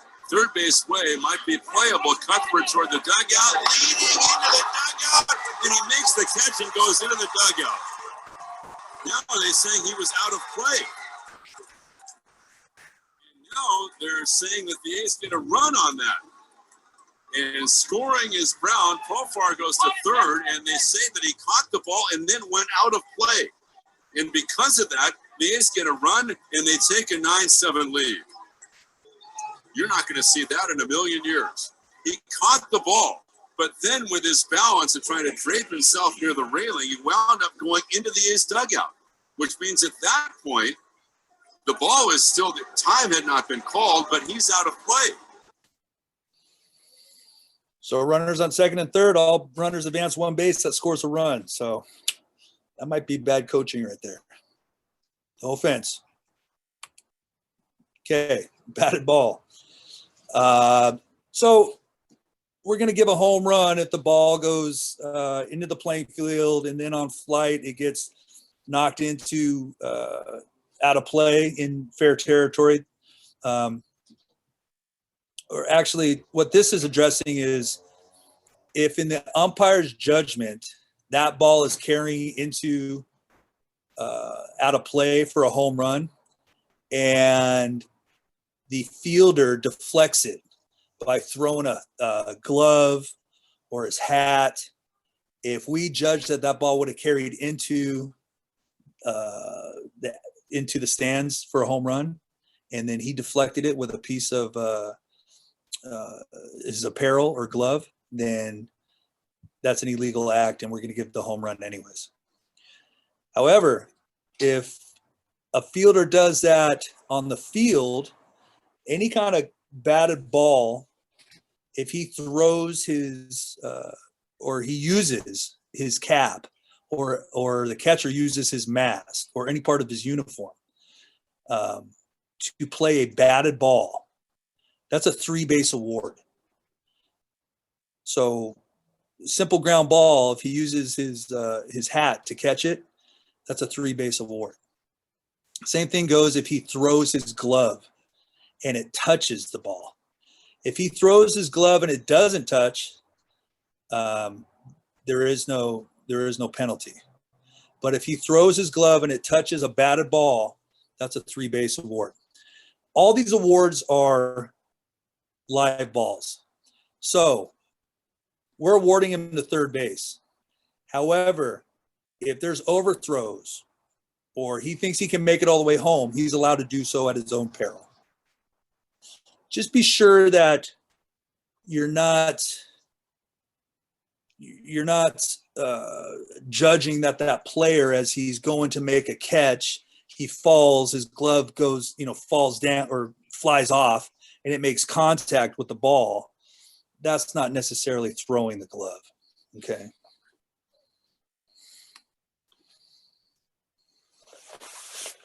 Eduardo Sanchez of the Dodgers on the mound and tosses his glove up and actually makes contact with the ball, knocks it down, throws the batter runner out at first base. But this is obviously a violation of the batted ball detached equipment rule. 3-base award. Okay, same. We're going to implement a penalty for the same type of scenarios with a thrown ball. So if a fielder touches a thrown ball with his hat or his mask or his uniform, we're giving the batter 2 bases, or the runner's on 2 bases also. Also, if he throws a glove and touches a thrown ball, 2 bases. The ball's in play again. And then the last one there is just the ground rule double. Okay, time of pitch versus time of throw. So anytime a thrown ball gets thrown out of play into dead ball area, we are judging that on time of throw, and we're going to award 2 bases. The scenario where that wouldn't apply is when the throw is made as the first play by an infielder. So shortstop, ground ball, he throws it over the first baseman's head. That's the first play, and it goes into dead ball area. That's the first play by an infielder. Then the way we're going to award that is at the time of pitch. So if there's a runner on first and he's advancing, we're going to give him, we're going to give him just two bases. Oh, I'm sorry. We're going to give him 2 bases at the time of pitch. So again, if the batter runner is not quite to first base and that ball goes out of play, we're giving him 2 bases. He's going to go to second. When we have time of throw, that's when a throw is coming maybe from the outfield to make a play at third. If that runner rounding second has already touched second, and then the throw happens to go to third and it's out of play, we're going to give him 2 bases from second. So he's going to score. If that runner hasn't reached second base yet, but the outfielder knows he's going to round it and go for third, and he throws it, at the time of throw, that runner hasn't touched second base.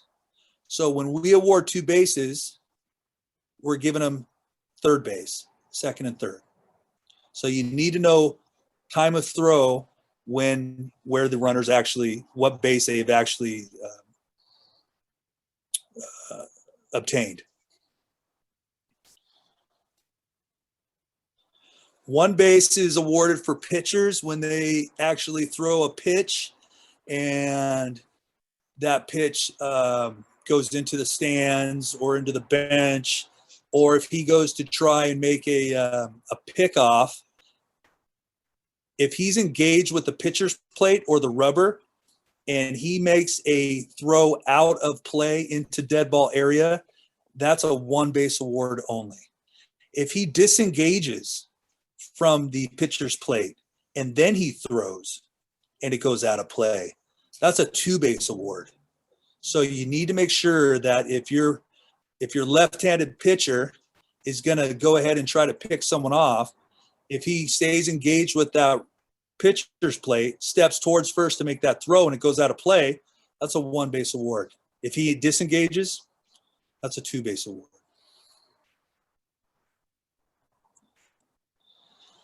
All right, obstruction. We talked a little bit about it. So the first obstruction is obstruction A, and this is a play where the obstruction is happening on the runner that the play is being made on.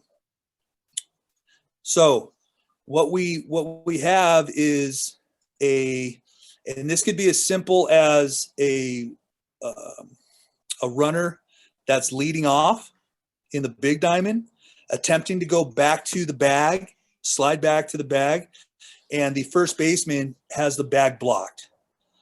In Little League Baseball, we need to give him that whole bag. So he needs to be able to touch that whole bag. Obstruction could be as simple as him having his foot halfway in front of the bag. We need to make sure that we're coaching these kids to give him access to the whole bag, properly hold him on, and properly know how to sweep tag. If the umpire's judgment, that's obstruction, the rule states that automatically that runner's going to be awarded at least 1 base beyond the last base legally touched. So even though he's going back to the first base, that's obstruction. He is awarded second base. Doesn't matter which way he's going. He's awarded the next base beyond the bag that he was on.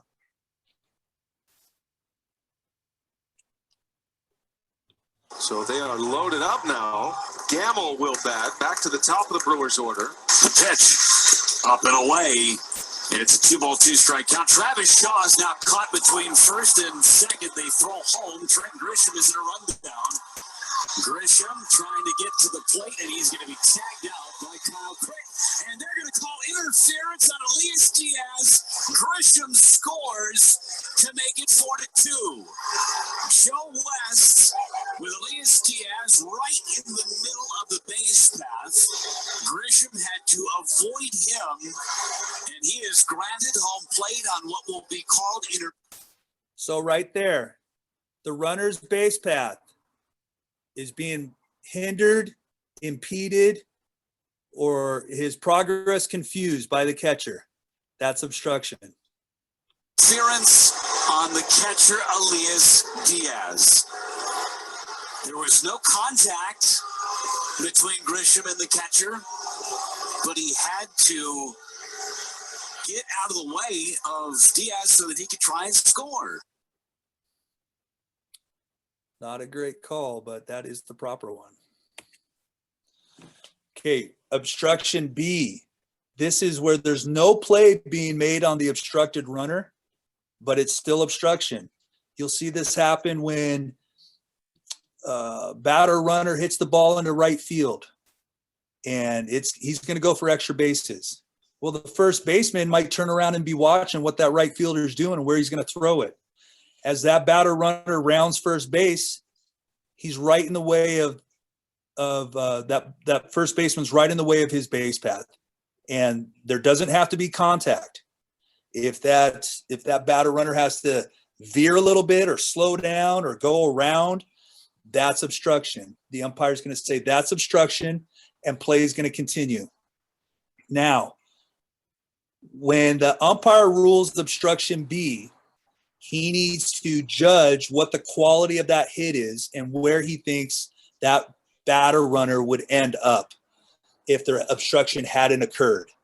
So if he thinks like, you know what, that's a pretty good hit, it's probably going to leg out for a double, he's going to award him a double after play stops.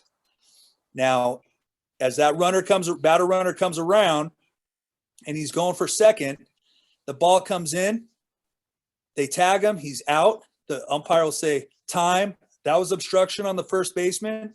Batter runner, stay right here on second base. He's awarding him second base because of the obstruction. Another scenario, the same type of hit. The batter runner comes around first base. He makes contact or he's impeded. He stops and says, man, I'm not going to be able to leg this out to second. I'm going to go back to first. Once play stops, the umpire will say time. That's obstruction on the first baseman. Batter runner to second base. He's awarding him second base. Same situation. Batter runner comes around first base. Gets obstructed. Now this kid knows, ooh, that's obstruction. I'm gonna get a award of a base here. So he legs it out to second. And he goes, you know what? I'm gonna go for third. He goes for third base. He gets called out. Umpire comes up, time. That was obstruction at first base. Batter runner, you're out. I was only going to award you second. There's no way that hit, in my judgment, would have been a triple. So be careful. You need to judge as umpires where you think what the quality of that hit is and award accordingly.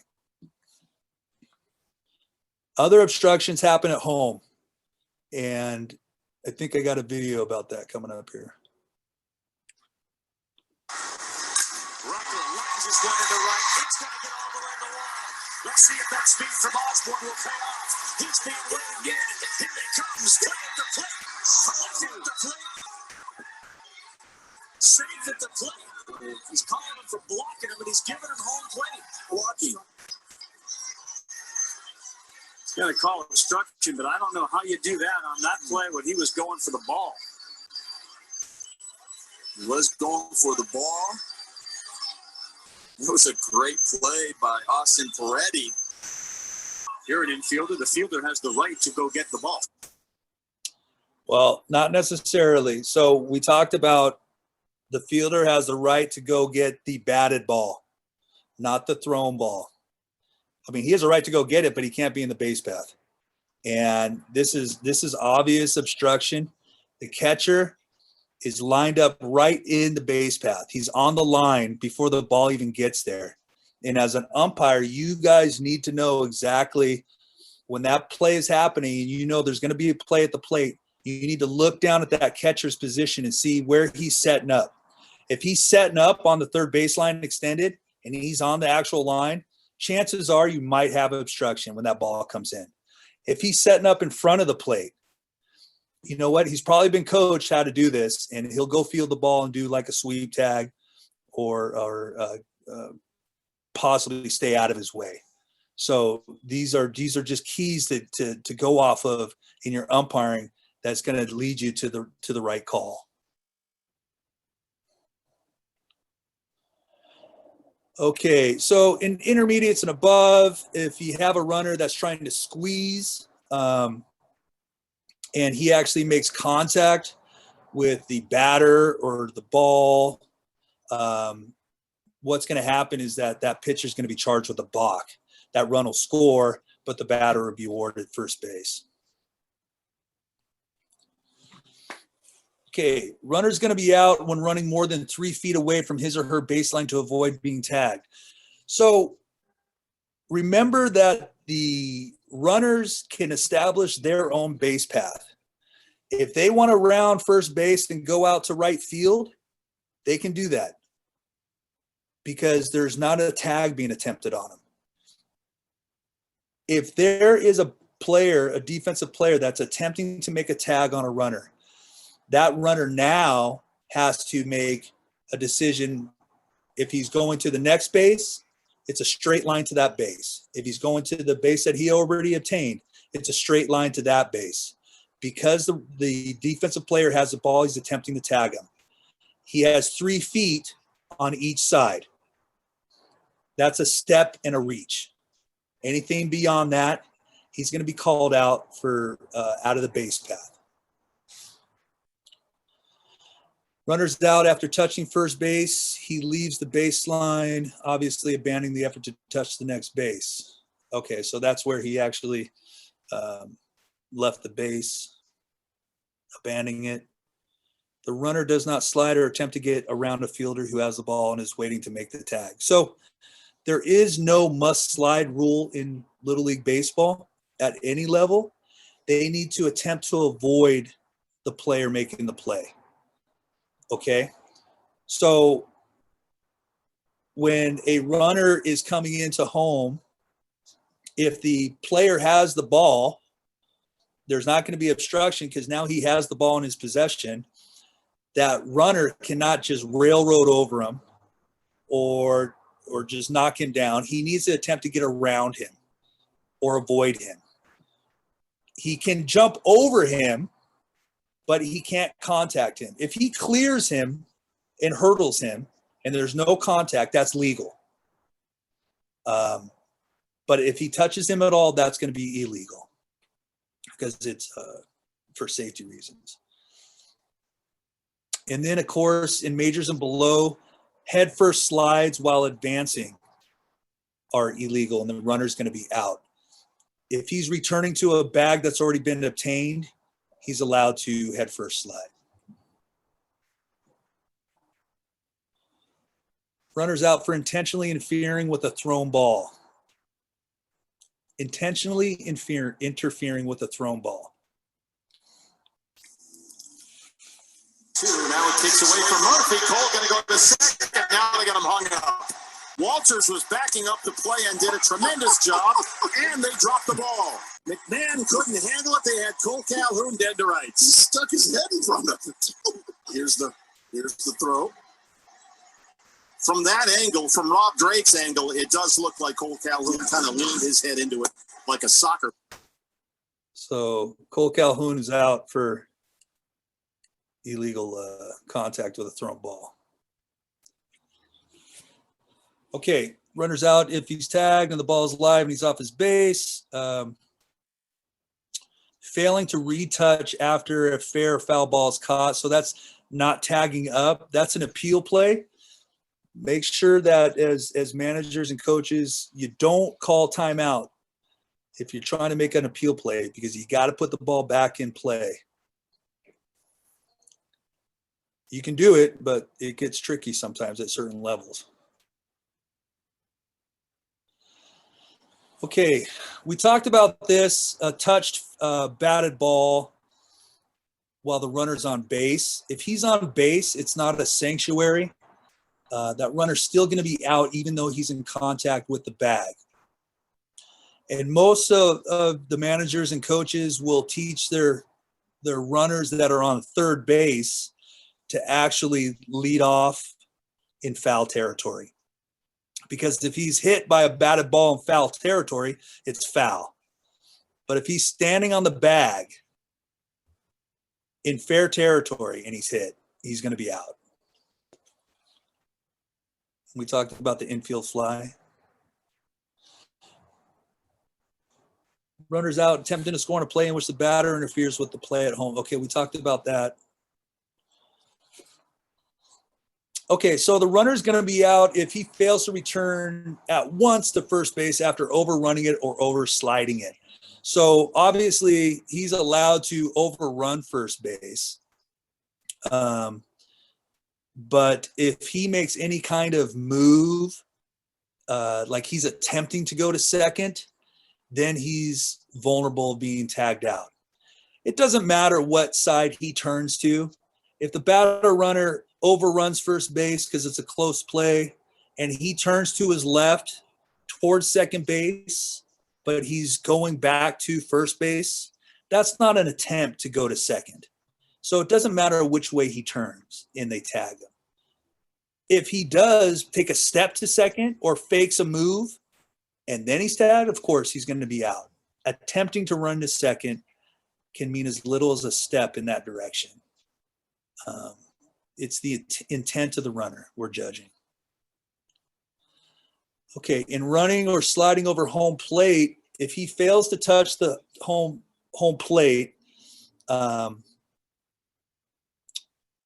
what this is saying here is that if there's a play at the plate and the runner doesn't tag the plate and the catcher doesn't tag the runner, the umpire's not going to rule anything. And sooner or later, someone's going to figure out that they need to do something. Okay? So that means now that because the catcher has the ball, that runner has a straight line back to home plate. That's his base path. Step and a reach. He can't be running around in circles trying to avoid the catcher. It's got to be straight and direct to the plate.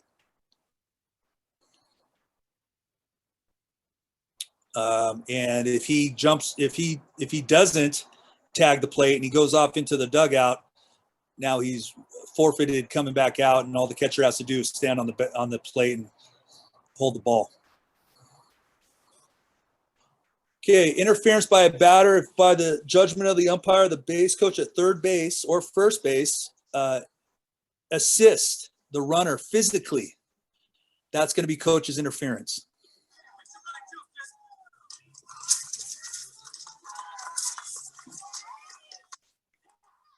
Ground ball to third. May takes his time, throws wildly. Now he has two runners near third base. Throw comes back to second. They have a rundown. A run is scored. This is the tying run being chased towards third, and now they lose the ball there. And the runner's down to second as well. The game continues as 8-7. The tying run at third and now winning run at second as Idaho had a couple of chances to make a defensive play to end it and could not. Very tough play here to make. And now the run comes home, but time had been called as we take a look at the play. And they're going to end the game. We're going to watch this play because something shocking has just happened to end the game. The third base umpire has ended the game. The runner from third started to come home to tie the game. But they're saying there must have been some kind of contact between the third base coach and that runner. And Idaho has won this game in a bizarre fashion. Bizarre to say the least. I am speechless. But the umpires have made the call. The third base umpire, George Rodriguez, made the call. Idaho had asked for time. This is near the end of the play. You see the runner at third. They're asking for time. So now he tapped his runner. He touched his runner and moved him towards the plate. And that's the reason the call was made by the third base umpire, George Rodriguez. Had he verbally just told him to go, it looked like play was live. And that would have been the tying run. You're absolutely right, Niels. Time had not been called. You can see the umpire standing behind third base, waiting patiently for something like this to happen. And you see here the coach inciting him verbally. He doesn't get the message, and then you see the physical prompt. And that's exactly what cannot happen. There cannot be physical contact between any member of the coaching staff and the player while the ball is live, and a tough break for the kids from Cass. So coaches, keep your hands to yourself. No physically assisting. Okay, 7.10, out on appeal. Runner shall be called out on appeal after a fly ball is caught and the runner fails to retouch. We talked about the tag up. If he misses a bag and there's an appeal, just be sure that you teach your kids that they need to tell the umpire which runner missed the bag if there's multiple runners, and with the ball in their hand be on that bag and tell them which one it was. Okay, red flag. So red flags are used to indicate when a runner has left early in majors and below. So there's no leadoffs, so they have to be on the bag, and the pitch has to be delivered, and actually it has to make it to the batter. So the runner cannot leave their base until the ball has been delivered and reached the batter. What normally happens is if a runner is in the lower divisions, a lot of times the runners are off their bag after play happens. The pitcher cannot stop the runner by taking the ball back to the pitcher's plate, meaning that they can't take the ball, run over to the pitcher's plate, stand on it, and expect all the runners to go back to their bag automatically. The catcher has to be in the box or in his position ready to receive. The batter has to be in the box, and then the runners return. So if the umpire judges that the manager is consistently instructing his or her players to leave early, they can be warned to stop that, or they can be ejected if it continues. So normally when one runner leaves early, that affects all the other base runners. So if the pitch happens, a runner is on first and second, the one on first base leaves early to steal or to advance, and the result of the play is let's say it's a single. Well, we're judging the batted ball as a single. The runners on first and second are advancing. We have nowhere to put them back because they advanced. So they would have advanced anyways on the single. However, what happens is that when we have a pitch ball and the play is made, and there's actually room to put those runners back. For instance, let's say that runner on first only, and it's he leaves early. The umpire, in judging this, is going to go ahead and take his red flag that he keeps in his pocket, and he's just going to drop it on the ground. This indicates that somebody left early, and if it's only the guy on first base, obviously we know who it is. He doesn't throw it up in the like a referee in the Super Bowl. He just drops it on the ground. If that umpire doesn't have a red flag, you can go ahead and drop your hat. That would indicate the same thing. Runner on first leaves early. Batter runner hits a single. Runner on first makes it all the way back, all the way over to third base. After play ends, the umpires are going to say that runner left early. We're not taking a single away from the batter, but we're going to move that runner back as far as we can, which would be second base. Also, the umpires need to judge the value of the hit. So if, let's say, bases are loaded, one of the runners leaves early, the umpire drops his flag, the batter runner hits a double, a true double. He judges that that's a double. So the batter runner's on second base and there's no one left on third because everyone scored.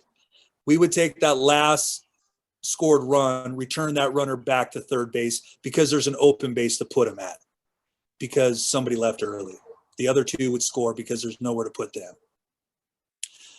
What happens is the weird situation of this is when bases are loaded and the batted ball never makes it out of the infield. So technically we can't really give them a single, but if somebody left early, chances are they probably would have got the out. So Little League is said that in that situation, when the batter runner just hits it in the infield, somebody left early, then the run that came home to score is negated. It just disappears. It's not an out. It's not a run. The batter runner stays on first base. That's rule 7.13. C. Pinch runners, we're not going to talk about those because we have a continuous batting order. But we will talk about courtesy runners. This is a new rule for 2021, 714B. Local leagues can permit courtesy runners. So if a local league decides that they want a courtesy runner, it would be for the catcher and or the pitcher. But there has to be 2 outs. If the obviously with CBO or continuous batting order, the courtesy runner is going to be the last player the last out made. That's the courtesy runner for the catcher or the pitcher.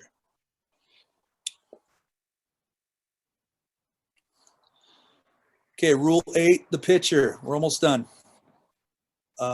There's only 2 positions to pitch in the set or the windup. We'd like the pitchers to take the signs from the catcher while standing on the pitcher's plate.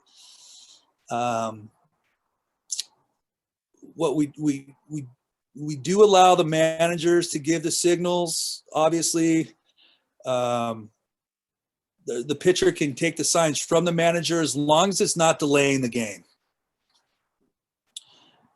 When the pitcher disengages the pitcher's plate, he's got to separate his hands or drop to the side.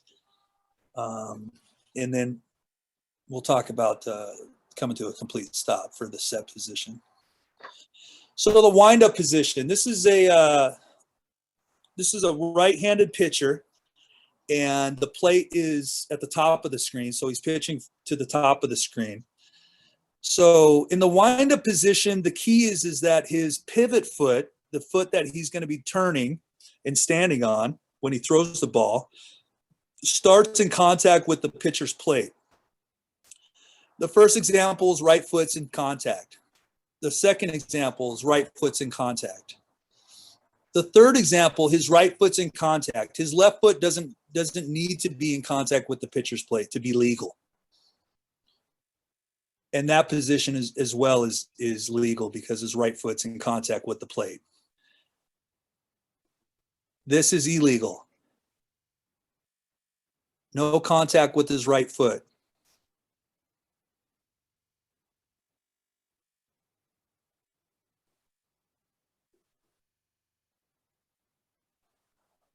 Pretty self-explanatory.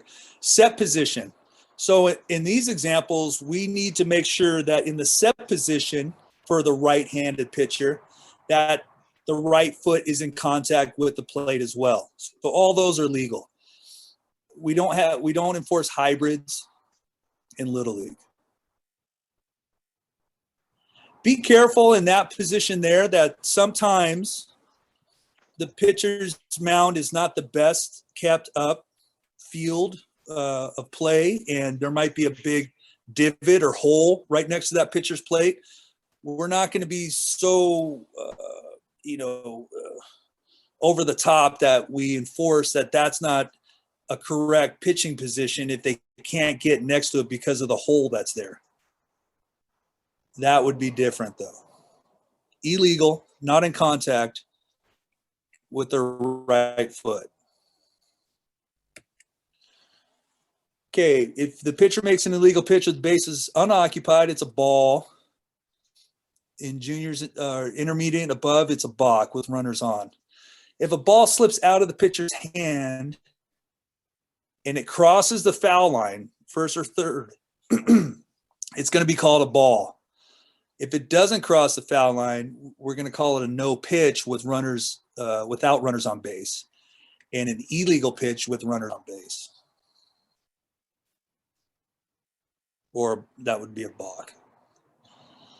Okay, F talks about ambidextrous pitchers. If they can pitch with both hands, they need to determine which one they're going to use and not switch in between batters, or not in between, but during batters. Okay, the pitcher shall not bring his pitching hand in contact with his mouth or lips while in contact with the pitcher's plate. He may bring his hand in contact with his mouth or lips while in the 10-foot circle or the 18-foot circle for the big diamond, but he's got to make sure that he wipes it off distinctly before he actually touches the ball again. Obviously, in a cold on their hands, just make sure they're wiping it off before they actually touch the ball.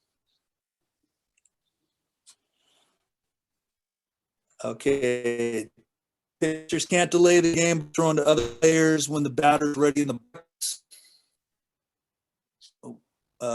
Pitcher. Okay, so this is the warm-up pitches. We only give our pitchers 8 warm-up pitches. We want to keep the game moving 1 minute in between innings. Unless for some reason that pitch got injured or ill, then the substitute pitcher can take as many pitches as he needs to warm up. Okay, illegal pitches. So these are the pitches that would be box in intermediate and above, or illegal pitches, a ball to the batter with no runners on. Pitcher while touching or engaged with the rubber makes any motion naturally associated with the pitch and fails to make a delivery. So he winds up, but he doesn't pitch. He fakes a throw to first base and doesn't throw it with a runner over on first base. He fails to step directly towards the base before throwing to that base. And these are all while he's engaged with the rubber. He fakes a throw to an unoccupied base unless he was making a play. He makes a quick pitch. He makes any motion naturally associated with the pitch while not touching the pitcher's plate. So if he's winding up, but he's not engaged with the pitcher's plate, he unnecessarily delays the game. Without having the ball, so this is like the hidden ball trick. Without having the ball, he stands on the pitcher's plate or he straddles the pitcher's plate, or while he's off the plate, he fakes a pitch. So those are box situations. He's on the rubber. He accidentally or intentionally drops the ball, and it doesn't cross over the foul line. That's a balk. While giving a base on balls, the pitcher or he pitches when the catcher's not in the catcher's box. That's a balk. And then strictly for intermediate above on the big diamond, he fails to come to a legal pitching position by removing or separating his hands while he's on the rubber. He doesn't pitch it. or he fails to come set, the set position comes to a stop, distinct stop. Okay, visits. We talked about offensive visits, but for defensive purposes, managers or coaches, you can come out once an inning, but if you come out the second time, you got to remove the pitcher. These are visits to your pitcher. In the minors, you can come out 2 times, and the third time you got to remove them. During the game, you can come out twice, but the third time out you must remove. And then minors, you can come out 3 times, but on the 4th visit, they must be removed. And again, remember that if you're going to consult with if the manager is requesting timeout, if you want to go talk to a defensive player, you're going to be charged with a visit to the pitcher.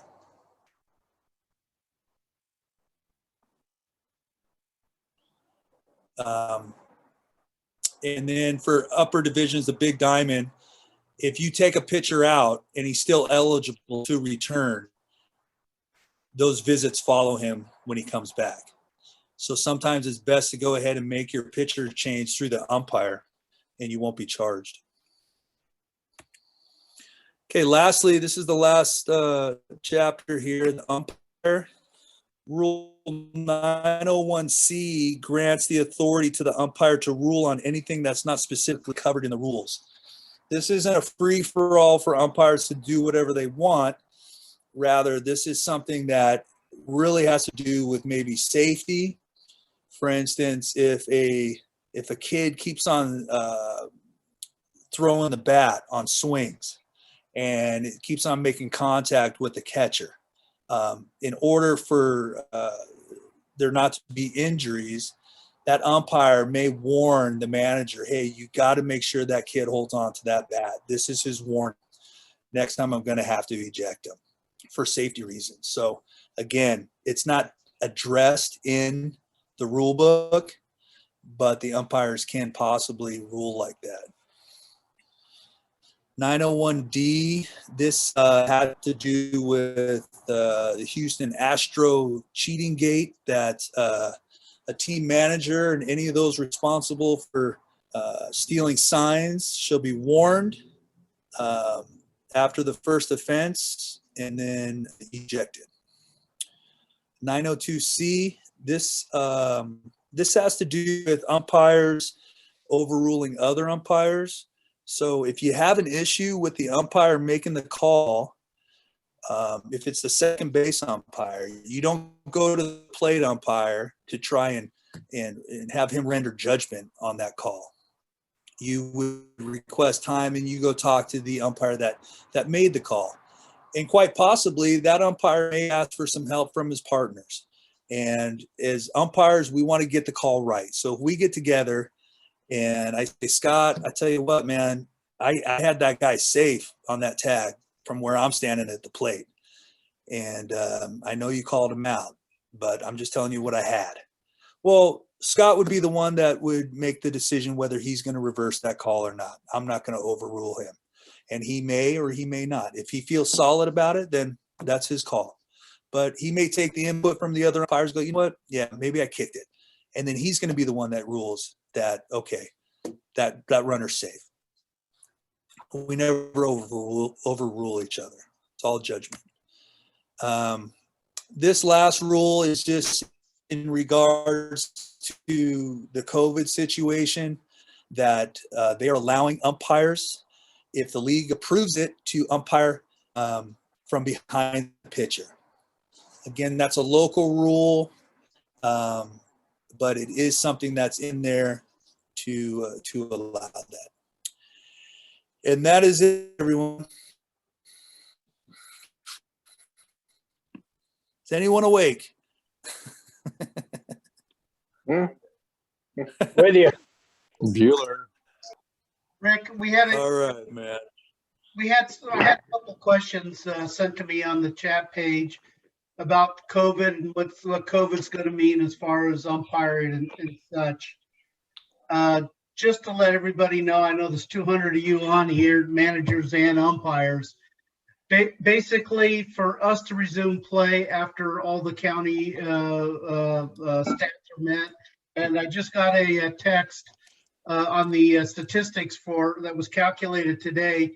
County of Orange is in the red area, the red tier on all the 3 indicators that needs to be for us to move to red. We'll have to be in here for a week before we're officially there, which means, or is it 2 weeks? I think it's 2 weeks in there, and then we're okay. But that all being said, all of our leagues have had to send a mitigation plan to their cities or their field associations. What are they going to do? What are they going to do to help prevent the spread of COVID? So you'll have to get with your local leagues on anything that is going to be done special. What are some of the things on here, and all leagues will have to do? Any adult will need to wear masks that are on the field. That includes umpires. Umpires will be wearing masks at all times. When the kids go from the dugout to at bats, or from the outfield to their place, either in the dugout or on the bleachers, depending on how the league sets that out, they'll need to wear their masks also. These are just rules that will allow us to play until we get out of all these tiers and end up in, I don't know, what's the earliest one, the yellow tier or whatever. So that all being said, that's going to be that. Social distancing. All the parents are going to be required to be social distanced. That's not the umpire that has to do that. That's league officials. Back to the umpire. As far as the district is concerned, we will be umpiring from behind the catcher. We're not going to force you to do it behind home plate. So that's going to be a very. Oh, that's awesome. Excuse me? Okay. So we're going to be able to umpire from there. Rick and the other guys that are going to be the instructors that are going to be working at the mechanics clinics. We'll talk more about some of the COVID mitigations. But that's just a short pre thing of what we're going to do. So that all said, I don't have anything else. I'll go if there's any specific questions. You got